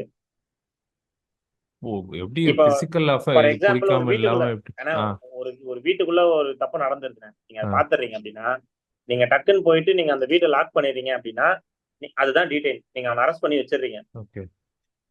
அரெஸ்ட் பண்ணி வச்சுட்டு மேபி ஒரு பப்ளிக் பிளேஸ்ல நடந்ததுன்னா ஒரு 4 பேரோட ஹெல்ப்போட நீங்க அவனை இது பண்ணிருக்கலாம். என்னது வீடு புகுந்து திருடிய வாலிபரை பொதுமக்கள் பிடித்து போலீசில் ஒப்படைத்தனர் அப்படின்னு படிக்கிறோம்ல, அதுதான் அது ஆக்சுவலா. ஆனா என்னன்னா எந்தவித ஃபோர்ஸும் யூஸ் பண்ணக்கூடாது. யூஸ் பண்ணக்கூடாது, அவனை காயப்படுத்தக்கூடாது. அந்த மாதிரி போலீஸ்க்கே அது ஆக்சுவலா பவர் கிடையாது. பட் இருந்தாலும் ஒரு காமன் பப்ளிக்கே அது கண்டிப்பா பவர் கிடையாது. இந்த மாதிரியான நிறைய விஷயங்கள், நிறைய ஹிடன் விஷயங்கள்லாம் இருக்கு லாக்குள்ள. அதெல்லாம் நம்ம இங்க இது தெரிஞ்சுக்கிறதுல ஸ்டீரியோ டைப்ஸும் நிறைய இருக்கு. ஸ்டீரியோ டைப்ஸும் நம்ம நிறைய அதை நம்ம பேசணும்னு வச்சுக்கோங்களேன், அவ்வளவுதான். சங்கீத ஸ்வரங்கள் நம்ம காலில் வரைக்கும் பேசினே இருக்க வேண்டியதுதான். அந்த மாதிரி போவோம். ஸோ ஃபைனலா சொல்ல வர்றது ஒண்ணுதானே, எல்லா ப்ரொஃபஷன் மாதிரி தான் அட்வொகேட்ஸ் ப்ரொஃபஷனும். என்ன நாங்க கொஞ்சம் ஒரு சுப்ரீம் ஒரு பொசிஷன்ல இருக்கிறதுனால அதை யூஸ் பண்ணி தவறு பண்ற அட்வொகேட்ஸ் எல்லாம் நிறைய பேர் இருக்காங்க, அதை நான் இல்லைன்னு சொல்லல. ஆனா வந்து இது ஒரு ஜெனரலைஸ் ஆக்கி அட்வொகேட்ஸ்னா இப்படிதான் இருப்பாங்க, அவங்க தப்பானவங்க தான், அட்வொகேட்ஸ்னாலே ஏமாத்துவாங்க, வக்கீல்னாலே ஏமாத்துவாங்க அப்படிங்கிற ஒரு தாட் வந்து இங்க ரொம்ப பரவலா இருக்கு. பட் அட்வொகேட் வந்து ஏமாத்துறாங்க இல்லைன்றது 2வது விஷயம். ஆனா அவங்க தொழிலுக்கு எப்பவுமே உண்மையா இருப்பாங்க. வக்கீல் ஒரு உண்மையா கோர்ட்டுக்கு போய் பிராக்டிஸ் பண்ற ஒரு அட்வொகேட் வந்து கண்டிப்பா அவனோட தொழிலுக்கு உண்மையா தான் இருப்பான். அதை வந்து அவன் சீட் பண்ணவே மாட்டான். அதே மாதிரி அவன் கிளையண்ட்டுக்கு உண்மையா தான் இருப்பான். இதை தவிர்த்து காசு சம்பாதிக்கிறதுக்கு நிறைய பேருக்கு, எல்லா ப்ரொஃபஷன்லயுமே நிறைய பேருக்கு நிறைய வழி கண்டுபிடிக்க தான் செய்வாங்க, அது நம்ம இல்லைன்னு சொல்லல. ஆனா இங்க உண்மையா ஒர்க் பண்ணி நம்ம வந்து கிளையண்ட்டுக்கும் சட்டத்துக்கும் தொழிலுக்கும் உண்மையா இருக்க அட்வொகேட்ஸ் நிறைய பேர் இருக்காங்க. ஸோ அந்த நம்பிக்கை வந்து மக்களுக்கு வந்து வளரணும். ரொம்ப சிம்பிள். என்னன்னா இப்ப நான் வந்து ஒரு அட்வொகேட் கிட்ட காசு கொடுத்து என்னோட கேஸ் நடத்த சொல்றேன்னு வச்சுக்கோங்களேன். நான் வந்து காசு கொடுக்குறேன், அவர் எனக்கான வேலை செய்யறாரு. அப்ப சில பேர் என்ன பண்றாங்க, ஐயோ அவருக்கு கேட்டா ஏதாவது நம்ம கேஸ் ஏதாவது பண்ருவாரோ, நம்ம கேஸ் அகேன்ஸ்டா கொண்டு போய் நம்ம ஏதாவது பண்ருவாரோ அப்படிங்கிற ஒரு ப்ரெஜுடைஸ்டு மைண்ட்ல இருக்காங்க. அதனால என்ன பண்றாங்க, கேட்க மாட்டாங்க, டீட்டெயில்ஸ் கேட்க மாட்டாங்க. அது வந்து சில அட்வொகேட்ஸ்க்கு வந்து அட்வான்டேஜா போகிற வாய்ப்பு. ஆனா ஏன் இப்ப நான் மோஸ்ட்லி என்ன பண்ணுவேன்னா எல்லாத்தையுமே சொல்லி கம்யூனிகேட் பண்ணி விட்டுருவேன். அன்னன்னைக்கு நடக்கிற விஷயங்களை கம்யூனிகேட் பண்றேன். ரொம்ப சின்ன விஷயமா இருந்தாலும் சரி கம்யூனிகேட் பண்றேன். ஸோ மக்கள் புரிஞ்சுக்க வேண்டிய விஷயம் என்னன்னா, நீங்க ஒரு அட்வொகேட் அப்பாயிண்ட் பண்றீங்க உங்க கேஸ் நடத்துறதுக்கு அப்படின்னா, you have every right to ask questions. நீங்க கேள்வி கேட்கறதுக்கான எல்லா உரிமைகளும் உங்களுக்கு இருக்கு. எந்த நேரத்துல வேணா நீங்க கேள்வி கேட்கலாம் அவரை. இது என்ன சார் ப்ராசஸ், இது என்ன எப்படி நடக்குது, நீங்க நம்ம கேள்வி கேட்கறோம்ன்றதுக்காக ஒரு எப்பவுமே நம்ம அதட்டி தான் கேட்கணும்னு அவசியம் இல்லை. என்ன சார் நீங்க சொல்லுங்க அப்படின்னு நம்ம கேட்கணும்னு அவசியம் இல்லை. சார் நீங்க நடக்குதுன்னு சொல்றீங்க, எனக்கு அதுக்கான கிளாரிட்டி வேணும் அப்படிங்கிற ஒரு ஹெல்தி ரிலேஷன்ஷிப்பை மெயின்டைன் பண்ணிட்டாலே நீங்க அட்வொகேட்ஸ் தப்பு பண்றதும் குறைஞ்சிரும். அதே மாதிரி கிளைண்ட்ஸ் வந்து அட்வொகேட்ஸ் மேல வச்சிருக்க அவநம்பிக்கையும் குறைஞ்சிரும். ம். ஸோ நம்ம புரியுது. ஜஸ்ட் லைக் நார்மல் இப்போ வேற ஏதாவது இப்போ ஒரு கல்யாணம் நடத்துறோம்னு வச்சுக்கோங்களேன், ஒரு கேட்டரிங் கிட்ட நம்ம காசு கொடுக்குறோம் அப்படின்னா நம்ம அப்கோர்ஸ் அவனை கேள்வி கேட்போம்ல, ஆமா, என்னென்ன டிஷ் செய்ய போற, எத்தனை மணிக்கு வரும், எல்லாத்தையும் நம்ம கேள்வி ஒரு ஃபுட் நல்லா இல்லைன்னா கூட நம்ம அதை சொல்லுவோம்ல, இந்த ஃபுட் நல்லா ஆமா, இல்ல உடனே மாத்தி கொடுங்க அப்படி ஏதாவது சொல்லுவோம்ல. ஆமா, ஆமா. அதே மாதிரி தான் எல்லாமே எல்லா ப்ரொஃபஷனும் ஈக்குவல் தான். ஸோ ஒரு இங்க நிறைய தப்புகள் நடக்கிறதுக்கான காரணமே அதான். Communication problem very very big problem எங்க ப்ரொஃபஷன்ல. நிறைய பேர் வந்து கேட்கறது இல்லை எதுவும், என்ன இது இப்படி நடக்குதே, ஏன் இப்படி பண்றீங்க அப்படின்னு கேட்கறது இல்லை. ஸோ கேட்டா அப்கோர்ஸ் நம்ம ஸ்டார்டிங் ஸ்டேஜ்ல இருந்தே அது ஒரு ஹேபிட்டா ஒரு ஃபர்ஸ்டா ஒரு அட்வொகேட்டை போய் பார்க்கும்போது நம்ம இப்படிலாம் வந்து ட்ராக் வச்சுப்போம் இந்த கேஸ் விஷயமா அப்படின்னு அவங்க அட்வொகேட்ஸ்க்கு தெரிஞ்சிட்டாலே அவங்க அந்த கேஸ்ல கண்டிப்பா உண்மையா இருப்பாங்க. ஓகே. இப்ப கேள்வி கேட்காத கிளைண்ட்டை நம்ம என்ன யோசிப்போம், இவன் கேள்வி கேட்க மாட்டான், ம். அதனால இவன் ஒர்க்க நம்ம அப்புறமா பார்த்தா கூட பிரச்சனை இல்லை ஆமா, அப்படின்னு தானே யோசிப்போம். ஆமா. ஈஸியா ஸோ வந்து ஏமாத்திரலாம் அப்படின்ட்டு ஒரு இப்ப நான் கேஸை கொடுத்துட்டேன் ஒரு அட்வொகேட் கிட்ட அப்படின்னா நான் அதுக்காக அதை விட்டுறணுன்ற அவசியம் கிடையாது. ம். I have to keep a track on it. அதை நான் வச்சுக்கிட்டே இருந்தா மட்டும் தான் அவரு இந்த கேஸ்க்கு உண்மையா இருப்பாரு. ஸோ இதுதான் வந்து இந்த மாதிரி ரியாலிட்டி ப்ராப்ளம்ஸ் தான் இங்க நிறைய இருக்குது. அது அந்த ரியாலிட்டி ப்ராப்ளம்ஸை ஒரு கிளைண்ட்டும் ஒரு அட்வொகேட்டும் சேர்ந்தாதான் அதை வந்து சால்வ் பண்ணணும். அப்படி பண்ணாதான் இங்க அட்வொகேட்ஸோட அந்த ஸ்டாண்டர்டே மறுபடியும் இன்க்ரீஸ் ஆகும் அப்படிங்கிறது என்னோட மிக தாழ்மையான கருத்து. மிக்க நன்றி. நன்றிங்க. அதாவது நிறைய பேர் சார்பா நான் இதை சொல்லியிருக்கேன். எத்தனை பேர் ரீச் ஆகலைங்கிறது எனக்கு தெரியல. ஆனா வந்து இதை சொல்லியே ஆகணும்ன்ற ஒரு நீண்ட நாள் ஆதங்கத்துலதான் நான் இருந்தேன். ஆதங்கம்னே சொல்லிக்கிறது பெட்ரு. நானும் ஃபைனலா ஒரு டைலாக் சொல்லி முடிக்கணும்னா, நாங்களும் எவ்வளவு நாள் தான் வலிக்காத மாதிரியே நடிக்கிறது சொல்லுங்க பார்க்கலாம். அந்த மாதிரிதான் இங்க சூழ்நிலை ஆயிடுச்சு. அதை பிரேக் பண்ணுங்கிறதுக்காக தான் இந்த வாய்ப்பை தேடி நான் வந்தேன். எனக்கு வாய்ப்பு கொடுத்ததுக்கு ரொம்ப ரொம்ப நன்றி. ஒரு மாதிரி என்னது என் மனசுல இந்த பாரதியே இறக்கி வச்சுட்டப்பான்ற மாதிரி அப்படிதான் இப்ப எனக்கு ஃபீல் ஆகுது. அந்த அதுக்கு ரொம்ப ரொம்ப நன்றிண்ணே. கண்டிப்பா இது பாக்குறவங்க நிறைய பேருக்கு வந்து எல்லாமே புதுசா இருக்கும். லைக் எல்லாம் நினைச்சிட்டு இருந்த ஒரு பிம்பம் வந்து உடைஞ்சிரும். எல்லாமே உடைஞ்சு இதுதான் ரியாலிட்டி அப்படின்றது ஒண்ணு இருக்கும். ஆமா, எனக்குமே இப்போ வந்து உன் மேல மரியாதை வந்துருச்சுப்பா. எனக்குமே அப்படிலாம் இல்ல, எப்பயுமே இருந்ததுதான். ஆனா வந்து எவ்வளவு கஷ்டம் அப்படின்றது பேசும்போது வந்து தெரியுது எனக்கு. ஸோ நிறைய விஷயம் பகிர்ந்ததுக்கு மிக்க நன்றி. உங்க நேரத்தெல்லாம் செலவு பண்ணி மக்களுக்காக நீங்க பேசுனதுக்கு. ஸோ மக்கள் நன்றி. உங்ககிட்ட பார்ட் 2 பார்ட் 3 எல்லாம் கேட்டாங்கன்னா தெரியப்படுத்துங்க. நம்ம அடுத்தடுத்து பாட்டு போட்டுடலாம். ரைட். ஓகே. நன்றி ஓகே, நன்றி. Thank you so much. Thank you thank you. Thank you. Hmm hmm. Bye bye. Okay by.